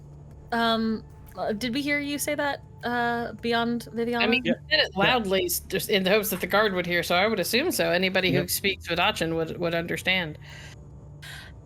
Lucia will, first of all, snort because she's a child, and follow it up with in Vodachan. Perhaps if he did, he could ask Viviana to spend the night in Vodachan back. Well, you're not getting more rolls. He did the one, and he passed. No reaction. Alexander. Yes. Roll me wits and I believe it is natural philosophy. That'd be physics things, yeah. Actually, no, wits and history. Make me wits and history. Okay. DC 20. I'll take it, Race. Okay. Okay. That's a 30. You realize when you hit the second staircase that not all, but some of the stonework changes from what you saw above, and you realize that at least this part of the donjon is integrated or built from and off of a part of La Petite Charousse. He leads you deeper into the dungeon on this like second subfloor, into a what you begin to suspect is a corner that is either typically used when you want to put someone down here that you don't want everyone to know is here, or you put someone down here because you want to forget about them, or perhaps both. It is so far away from any other inmates that you guys, they're inmates for a good chunk of it, and then you get to a certain point on that like second subfloor, and every cell you pass is empty. And eventually, you get to a room that you realize isn't a cell, or you get to a stretch where you realize that you're not looking at cells, you're looking at rooms with heavy doors. And he leads you down to the very last one and unlocks it and steps aside. This is the cell we were told to take. I was told to show you. Merci, monsieur. I wonder if you would be so good. This is really no place for a lady, would you mind keeping our lady company while we investigate this space? I cannot leave you here alone. Oh, no. You just if you would stay with her just to ensure her safety and her calm. Yes, of course. You will see us clearly through the door, I am sure. Viviana does put on the facade of looking a tad distressed at being in a dungeon. He kind of looks over at you and gives a little half smile, and nods, steps out of the way so that people can enter the room. Viviana will sidle up to the guard. He immediately looks a little distracted. And you guys, the rest of you, step through the door, I assume. Does anyone not go inside? It takes Lucia a second. This is not a very big space. It's maybe a 10 by 10. Hard to get like exact measurements, but it doesn't seem very big. Like there's barely enough space. There would barely be enough space for Lucia to like lay on the floor and stretch her arms up above her head without touching the walls. Heinrich definitely couldn't do it.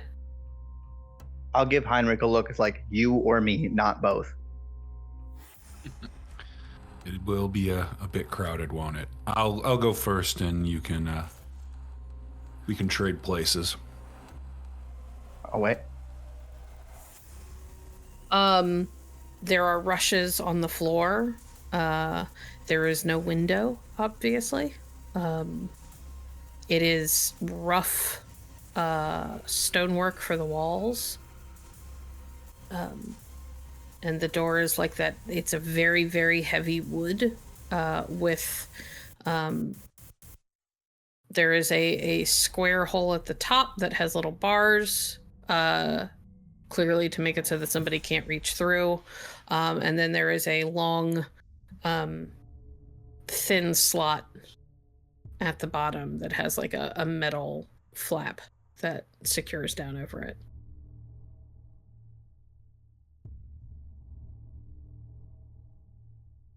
I would have thought a prisoner of noble birth would have better accommodations. I presume at this depth we brought light sources. Oh yes. Okay. I'd say you've probably got at least one lantern with you, and the guard has one. Okay.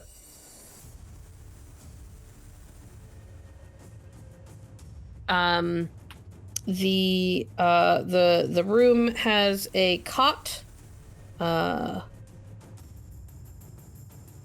there is a small, like, dinky kind of shoddy table and chair in the corner. How does the guard react to what Heinrich said? What did Heinrich say? I'm sorry. That I would think a noble prisoner would rate better accommodations. No, he doesn't say anything.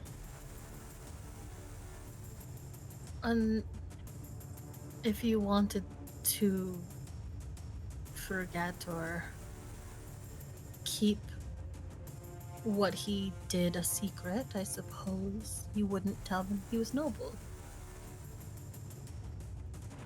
Well, shall we see what there is to see?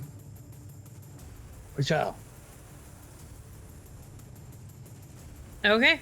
We'll start with Alexander. What are you doing?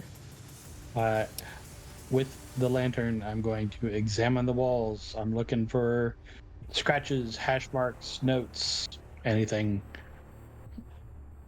Okay. We're gonna make this a wits, and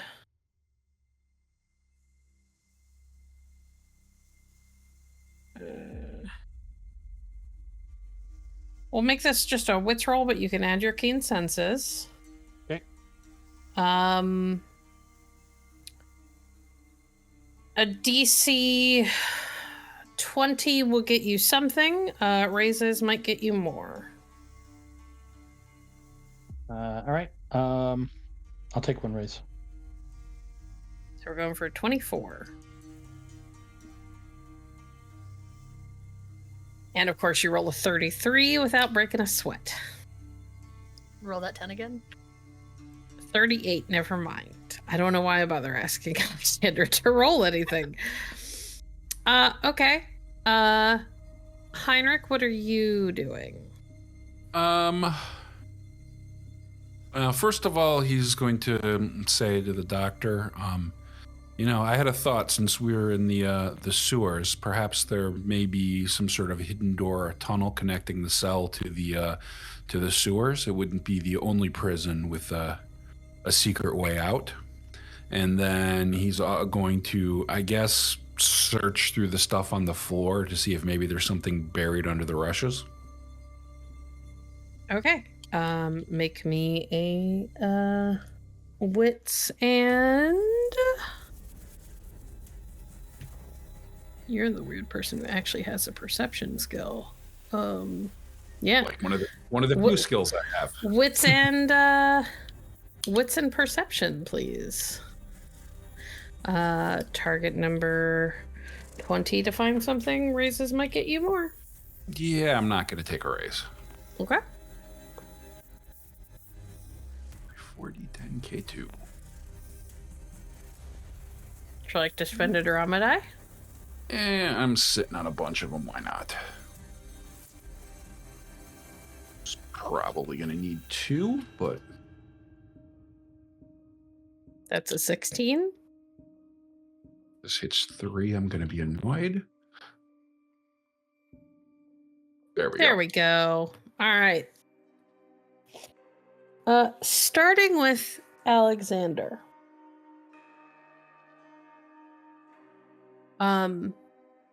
The walls themselves are fairly bog standard. You don't find anything that immediately jumps out at you as far as like structural integrity goes. Mm-hmm. Anything that suggests that any of the walls will move or whatever. You do, however, find a place where you can feel with the tips of your fingers like somebody has like been etching into the stone. Mm-hmm. And you follow the lines. First, you realize that it feels like a tally. Part of it does, anyway. And you kind of follow where the tallies are, and you go down to the bottom and you don't feel anything else. Then you go back up and you find the top line. And when you slide your hand up and along it, it's really hard to make it out because it is stone. It's tough to really put a groove in. But it's there if you look hard enough. You realize that you are passing your fingers over what feels like the cross, or at least the beginnings of somebody etching the cross from the Knights of the Rose and Crosses symbol.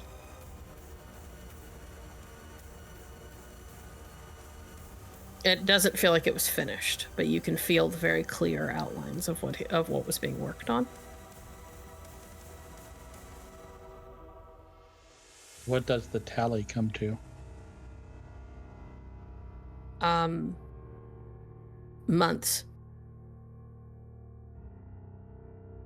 It's hard to get an exact number, but you're looking at minimum months.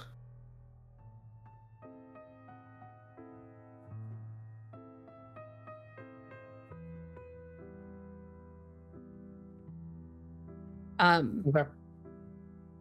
Heinrich. Sorry, I'd like to add one thing, which is in addition to general searching, there is one specific thing that I want to either find or rule out that I don't find, which is I've seen Raoul use Porte sorcery, and it produced, when he made his portal, it produced blood. So I'm specifically looking, in addition to like general searching, any evidence of like that blood fell onto the floor. Okay. Heinrich, you begin to look through the rushes. You are kind of sweeping them back from stone. You're looking at, you're occasionally picking up like a fistful of the straw to get a better look at it, looking for discoloration of some sort. You don't find any evidence of blood. What you do find, however, is one of the stones weirdly kind of half, like almost in the dead center of the room. Not quite. It's a little bit closer to where the cot is, but only just. One of the stones feels a little bit loose, and you suspect others might not have noticed. You noticed because your foot hit it, and you're such a big guy that you move it just a little. Okay, he's gonna pull out his knife and try and pry the stone up. Okay. It takes a couple of minutes before you realize that the knife is helpful, but not really necessary. What it takes is like ample leverage on the right corner to get the other side to pop up, and then you can kind of wiggle the tip of your knife or fingers under it, and you manage to pry it up, and there is what looks like an empty space underneath of it. So nothing in the space. Nothing at the moment. No. It looks like something may have been there, though. There's like, what do you call it? Like the mortar that is usually under and around stones, because like, so you could tell that the next layer down is more stone, right? But when you kind of slide your fingers along the mortar, you could tell that somebody like chipped out spaces in the mortar for things to sit in there, so that that stone can still sit flush with it. A hidden compartment with nothing hidden in it.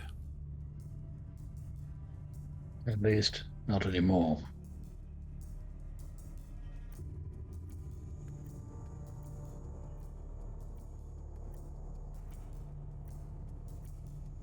Viviana, Yes.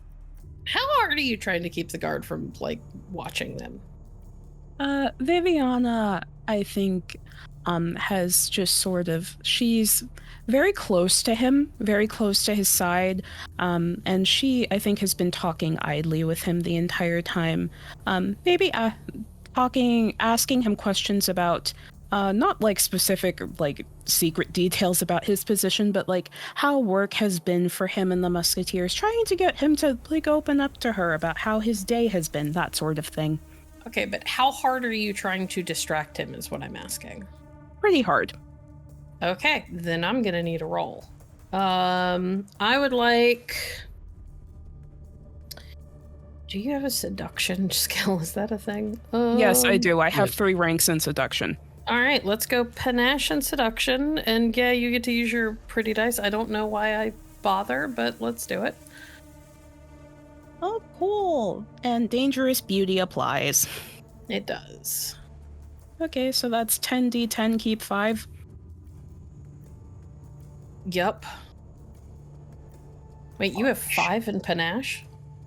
Not... no, dangerous beauty lets you keep Yeah, more. it rolls over. Yep, okay. What's my target number? You don't have one. This is to give him a target number. Okay.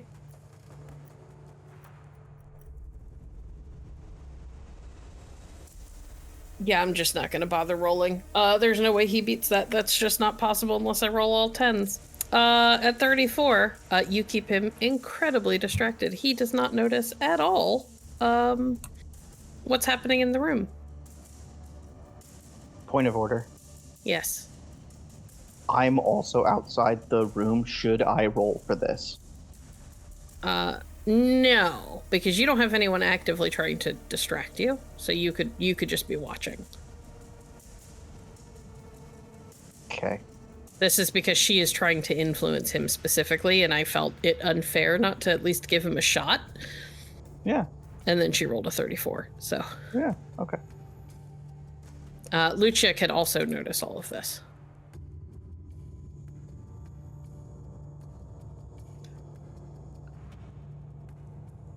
How distracted does he seem? Can I ask him questions? He seems very distracted. He is all eyes on Viviana right now. Good. Signore. She's talking to the guard. He does not look at you. He is focused on Viviana and How often does the watch come down here? I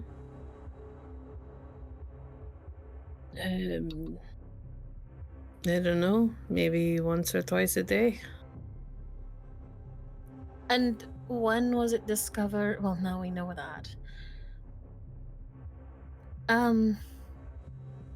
Twice a day. And is there a regular guard who services this area, or is it a schedule? I don't know. I don't make such decisions. But So surely you would you know. are saying you are from Vidace? Yes. Yes, it is my homeland. It is a very beautiful place, but there is something so enticing about Montaigne. I simply had to come, especially during the Emperor's birthday week. Charus is a gem. It must be beautiful if you came from there. Stop. And he looks dumbstruck, really. Like he has already forgotten that Lucia's in the room. Going into the fucking oubliette chamber. He's not doing. We got nothing from this guy.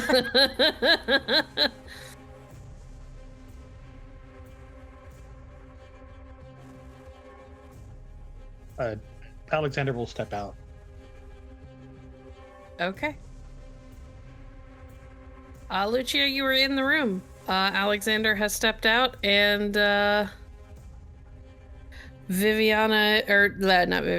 Heinrich is inside looking into a little secret compartment in the floor.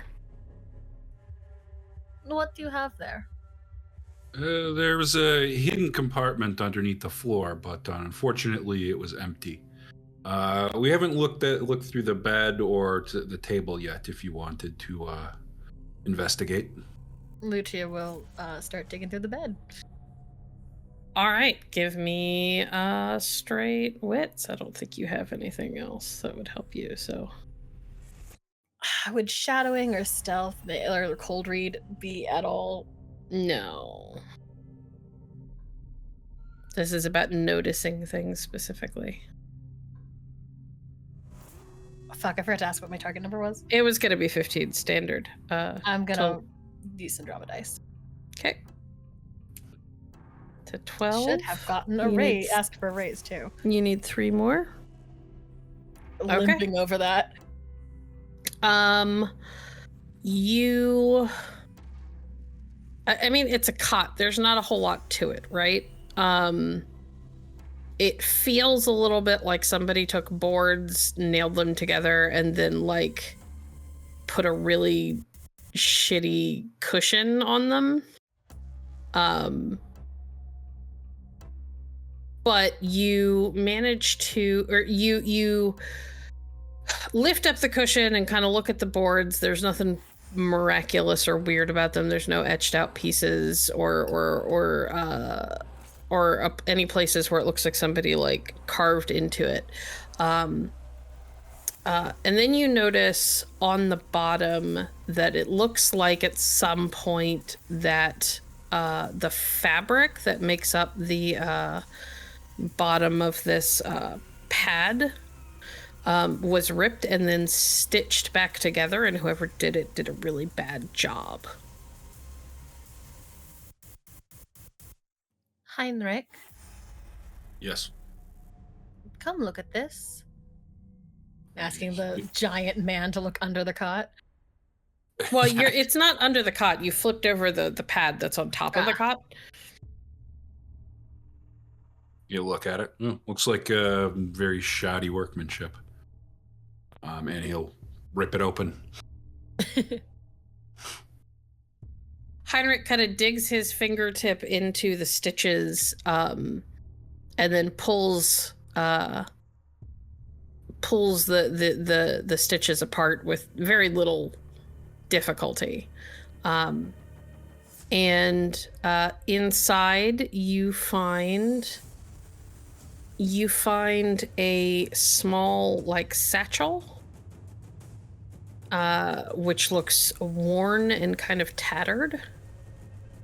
When you pull it open, you realize that there are a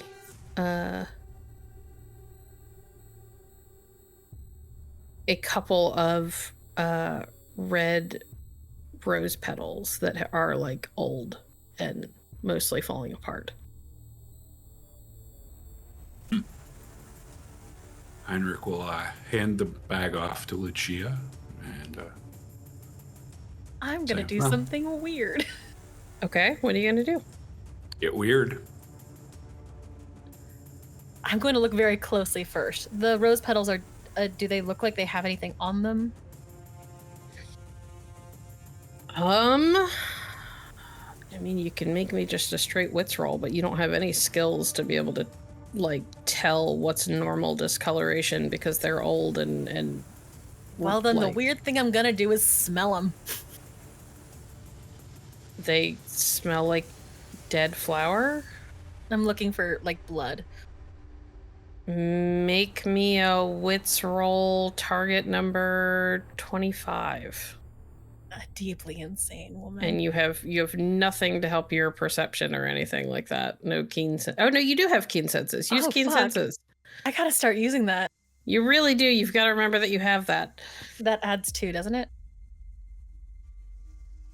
I think so. Adds 1 unkept die. Ah.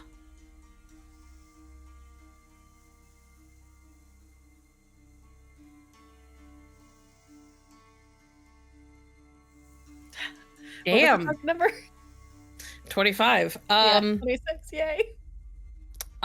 There is the faintest hint of copper among the smell of like rotting flour.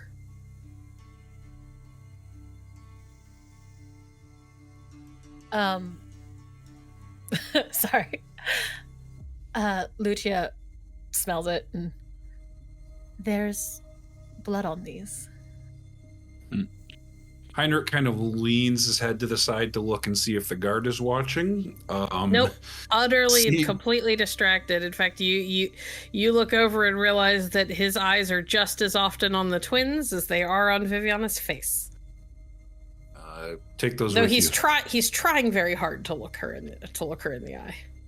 Hide those and let's take them with us. Directly into the bodice. Okay. And then Heinrich will step out and make some room for Alonso to go into the room. Alonso, what would you like to do?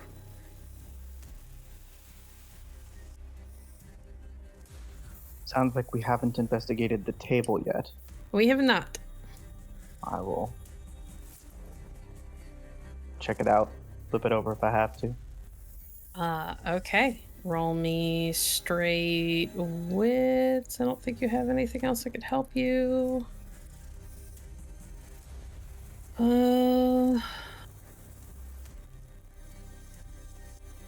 Nope, just straight wits, target number 15. Raises might get you more.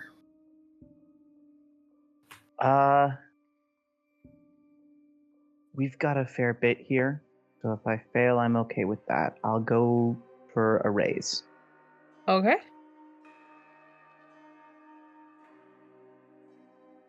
20 and a 10. Oh, well, roll your 10 again. 22.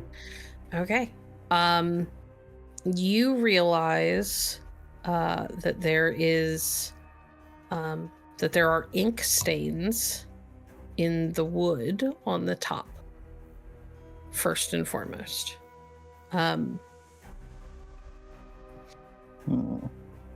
You also find, as you pull the table kind of away from the wall a little bit and flip it over, because there's not a whole lot else to find on the top. You flip it over and you find that there is a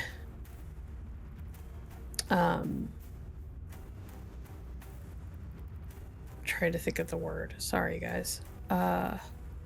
Like somebody has like removed a nail at some point from it, and then pushed it back into the hole that it was taken from. And it's happened enough times that when you reach over to slide it out, it just comes out with ease. And the nail, the end of the nail is like blunt, like it has been. The tip of it has been either shorn off or like rubbed down from repeated use, again, or repeatedly being pressed into something. Do I think this is how he got that stone loose? Possibly. It's hard to tell. Okay. Turning the table back over and sort of tracing those ink marks, can I pick out any letters? No, they're just splotches. They do, however, frequently seem to have like a hard line that cuts through them, like maybe it was where the edge of a paper was. Mm-hmm. So what you're seeing is like letters in the dark. Yeah, possibly. When was? Do we know when he was placed in the dungeon? Months ago. And do we know and when was the last letter Lucia received from him? Oh goodness. I don't remember the exact date that I gave you. No, that's not important. Lucius, I'm trying to figure out if he was writing from prison. I don't think he was. Oh no, you know for a fact. That is one of the timeline things that we worked out before. Oh. He would have had to have been. Well, that explains. At least you're I should say you are reasonably certain he was writing from prison. At least one of them. But he wouldn't have put anything weird in the letter that would imply. Lucia's gonna have to do that later. All right, so he was writing, just keeping something. We know he wrote from prison. Indeed. What we don't know is when he got out. Well, we know when the last letter was written. Do you think he would have continued to write letters in hiding? I doubt it. I think we are done here, though.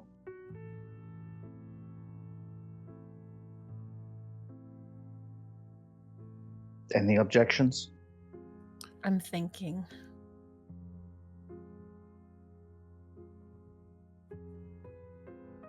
I would have probably left the folio at the... Well, how weird is Lucia? I'm like, would I have taken the folio with me? I don't know. It's up to you, babe. She does that. It is weird. You want to see if one of the letters matches these ink marks? A little bit, yeah. Or rather, just to see if the last letters look like they... There has to be something. Are you talking about your folio or yes, his? Mine. Folio? Okay. I actually know I have the last one with me because it's the one that What's-Her-Bucket stole. And I had to get back. Mm-hmm. So yeah, I think Lucia's going to pull the last letter out.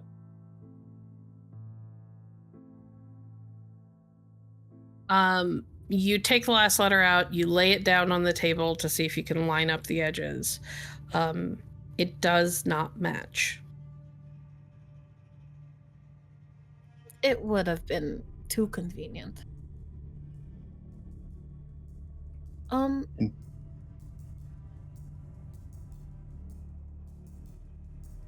It would be foolish to assume this letter has anything to do with details of his escape regardless. Right? Again, I think we should discuss this not in this prison cell. But I cannot think of probably anywhere not. else to look.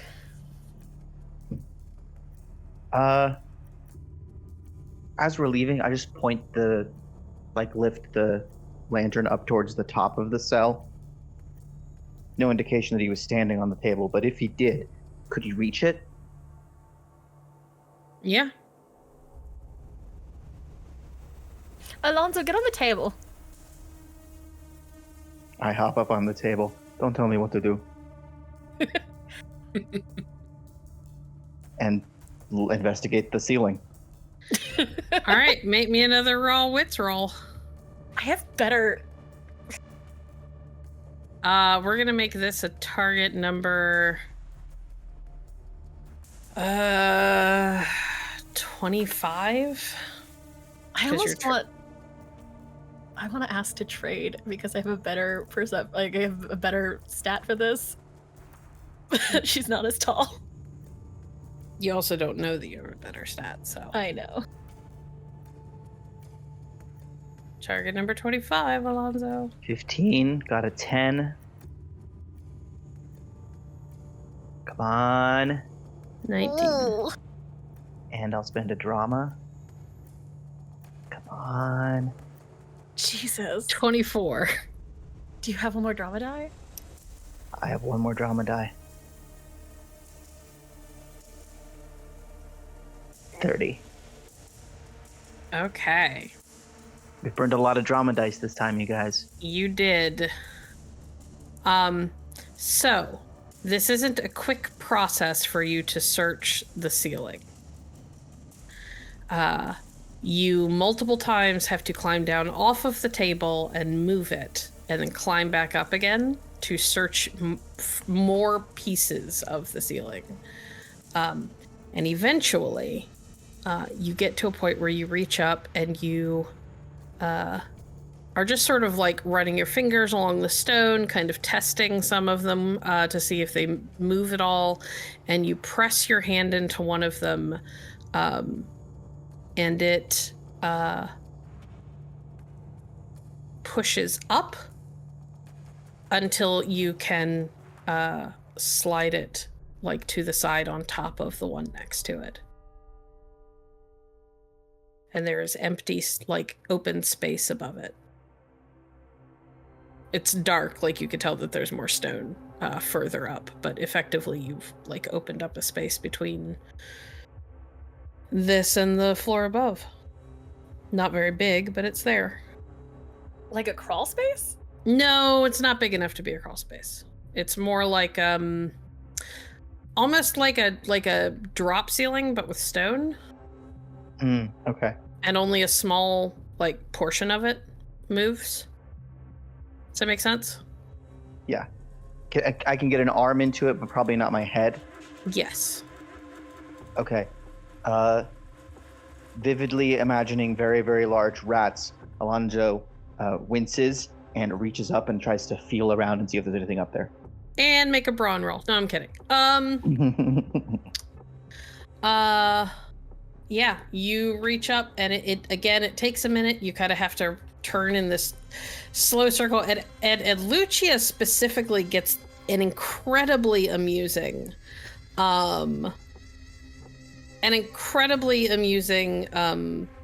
view of you up on your tiptoes and spinning in a slow circle.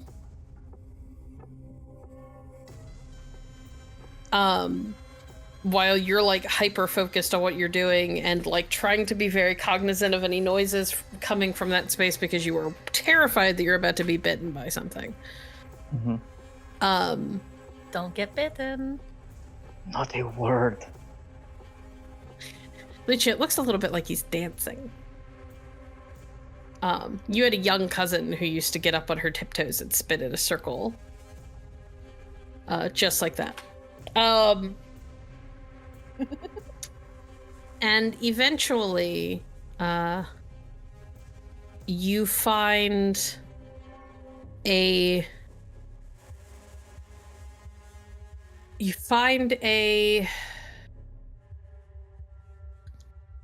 your finger brushes over leather and then metal.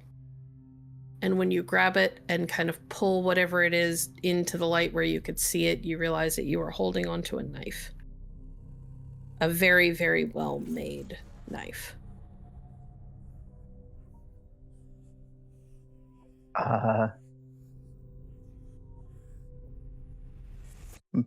Double checking again that guard is still staring at the twins. Oh, yeah.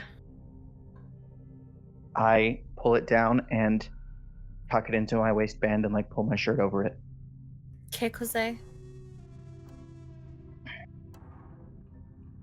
Sure. What is it? It's a knife. Looks like something of his. I'm trying so hard not to go for the knife right now. I need you all to know that. I'm going to put the rock back where I found it and head back out. Okay. In Vidachin, Lucia is going to ask Alonso, are you going to hide this one too?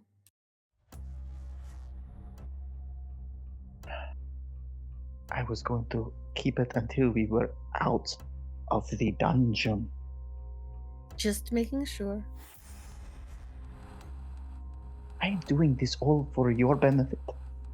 You're doing this because you're getting paid.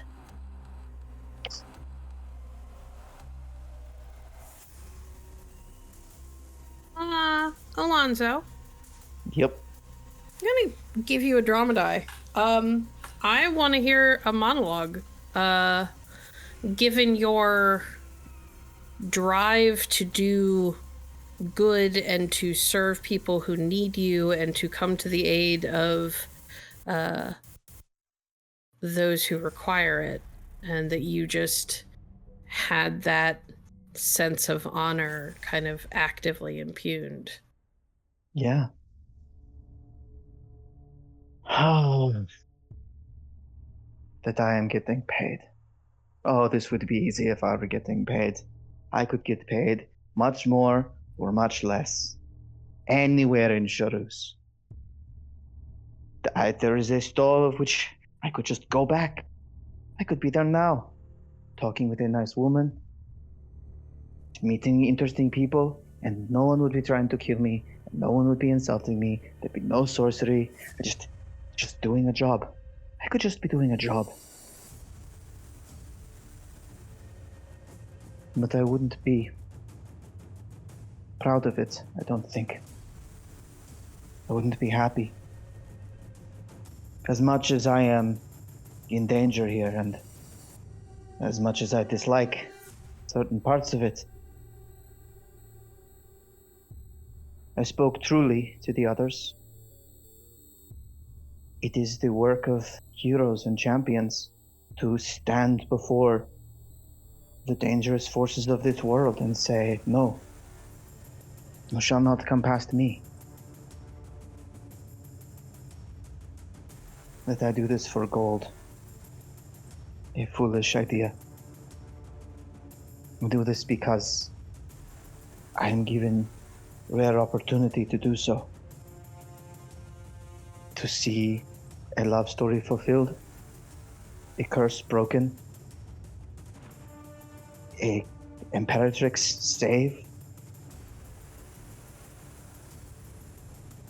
I am lucky to be here.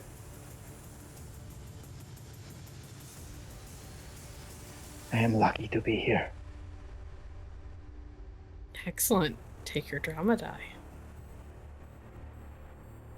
All right, folks. What are we doing? The guard still seems pretty enamored with Viviana. Has not seemed to notice that people have begun to file out of the room. Heinrich would like to attempt to get the guard's attention. Excuse me, sir. Yes. What can I do for you? I will require a list of everything that was delivered to this cell. Don't think I have such a thing, but I can look into our records. Yes, look into your records. I need to know everything that was brought to this prisoner, down to the smallest detail. The only thing that ever should have been brought to him was his food, and we don't keep track of what they are fed. Still, you would be doing me a great service if you were to do this. I will look. I am telling you, I don't think we have records of such things. That you would try is enough.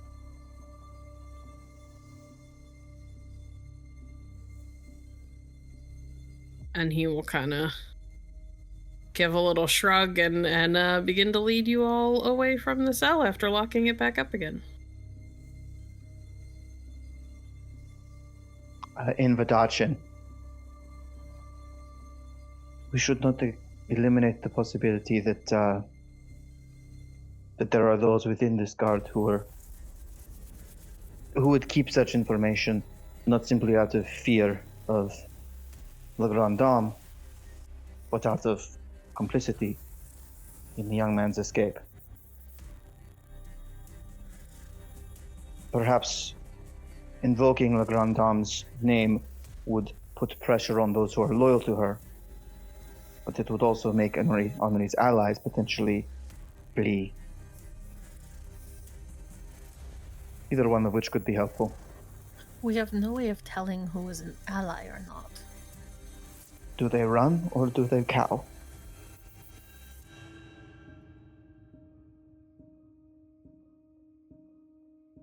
Lucia looks really hard at the guard in front of her. He is walking and he has Viviana on his arm, so he is not paying attention to any of you. Question about this guard. Can I? Is he a hero, villain, or scoundrel by chance? He does not rank as any of those things. I figured, but I He's might as just well a ask. dude. Pleb. He's just a guy trying to do a job. Fair enough.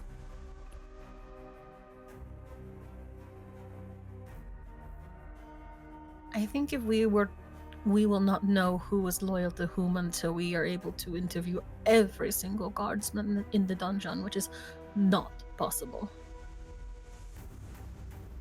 Not efficient, certainly.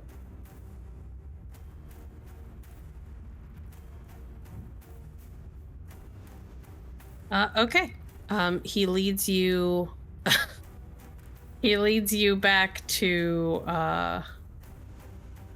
back up to the entrance. Has you wait while the female musketeer comes out and gives people their guns back. He returns about 40 minutes later.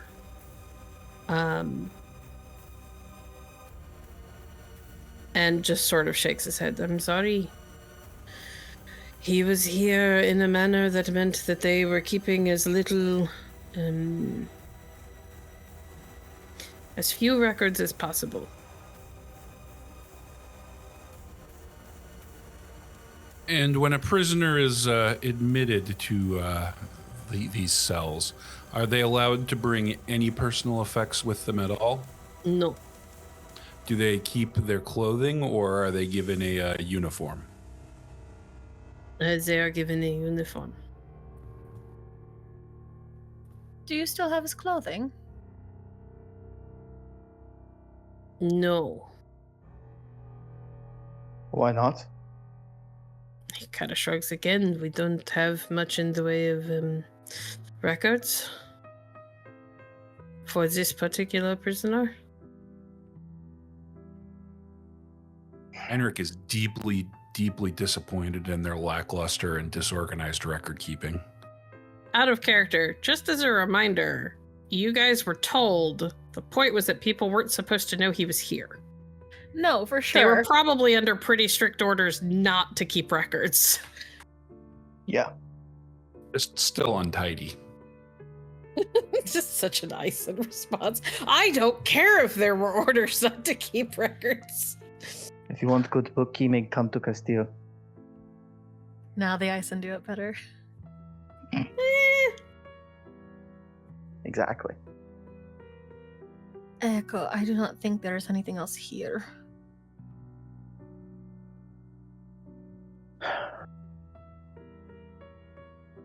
We still need to know, as best we can, when he disappeared. Which records or no, one of these people knows. Probably several.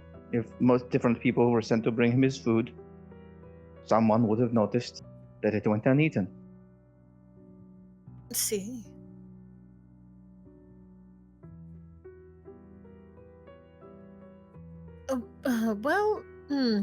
This is going to get odd, because he would not.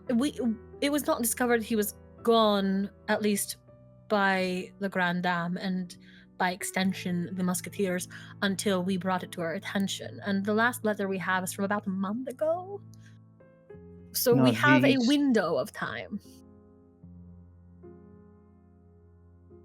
Above table real quick. We know that the people here in the guards knew he was gone before the Grand Dame found out. Yes, you know Yes. that some of them know. Oh. But apparently they were But- all too terrified to tell her. Mm-hmm. And so far, nobody has stepped up to say, who knew? Hey, Viviana. Yes. Do you want to We find should- out who knows? I think their situation is fairly clear. Either come clean and be absolved by cooperating with our investigation, or keep their silence, and we'll tell the Grand Dame they were all in on it. That is absolutely not what we will do. And whoever confessed would be condemning themselves to a life of poverty at best, exile more likely.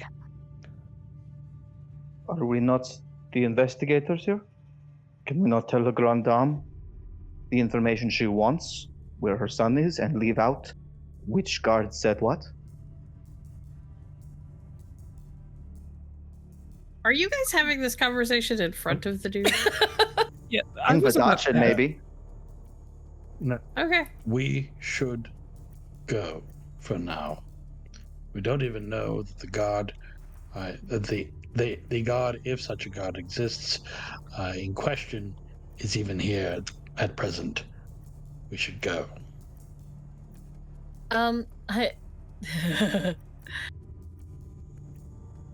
Lucia is going to say this to Viviana, who she knows is a native Vidachan speaker.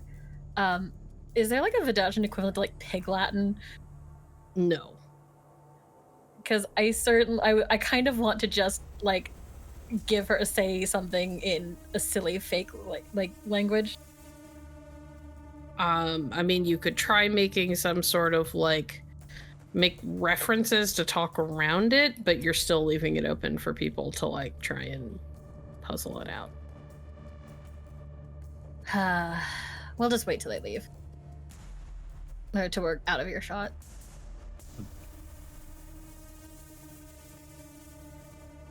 Okay. Thank you, Monsieur, for your assistance. Of course. And I hope you figure all this out. It's got everyone up in an uproar. And thank you for being such wonderful company. You made the dungeon certainly more bearable. He scoops up your hand and kisses your knuckle. Oh! Signore, Yes. if my dear friend and I wanted to call on you later, is there perhaps an inn or a bar that you and the other guards spend time at? or prefer?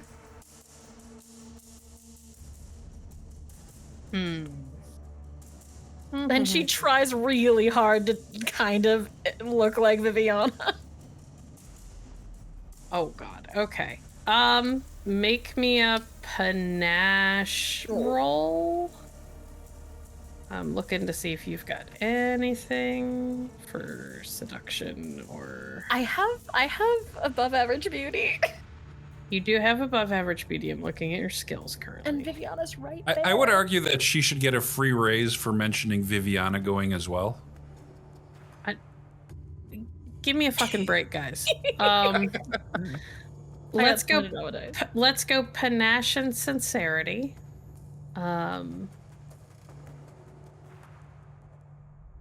I'll tell you what, you can either have your above average beauty or you can have the free raise from Viviana, but you can't have both. Above average gives me one die or the free raise. And there are potential detriments to either one. Farts. I kind of want to bank on Viviana because I am bad at being cute. It's up to you. Council? Nope, you have to make this choice on your own, and you got to do it fast because we're All right, I'll take the free raise. Okay. Roll then. Your target number is 15. The free raise will automatically give you a 5 on top of that if you make the 15.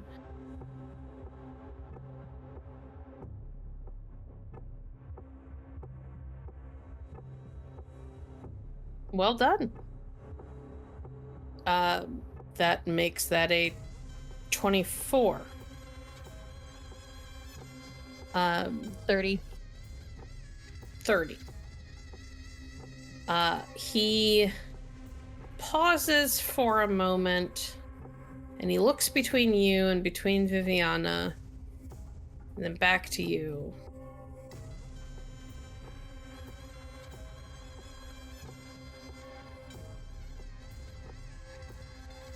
You can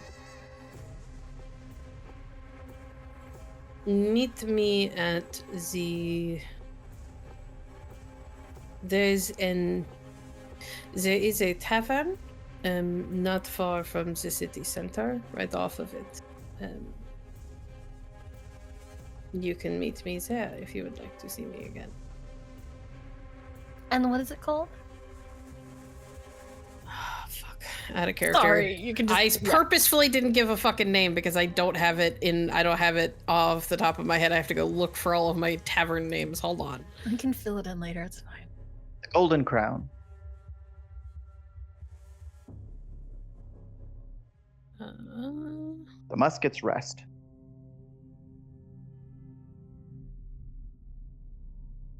I like the Golden Crown. Yeah, let's do it. It's called the Golden Crown. Ah, merci. Perhaps we will see you there. And I kind of elbow Viviana. I look forward to it. So do I. And he smiles broadly to Viviana and walks you out to the gate.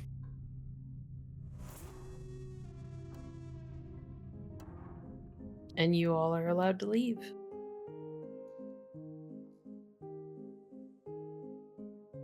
Well, the plot thickens. Back to the university before we discuss? Yes, I think so. A little bit of shopping on the way, but yes. What shopping are you planning to do?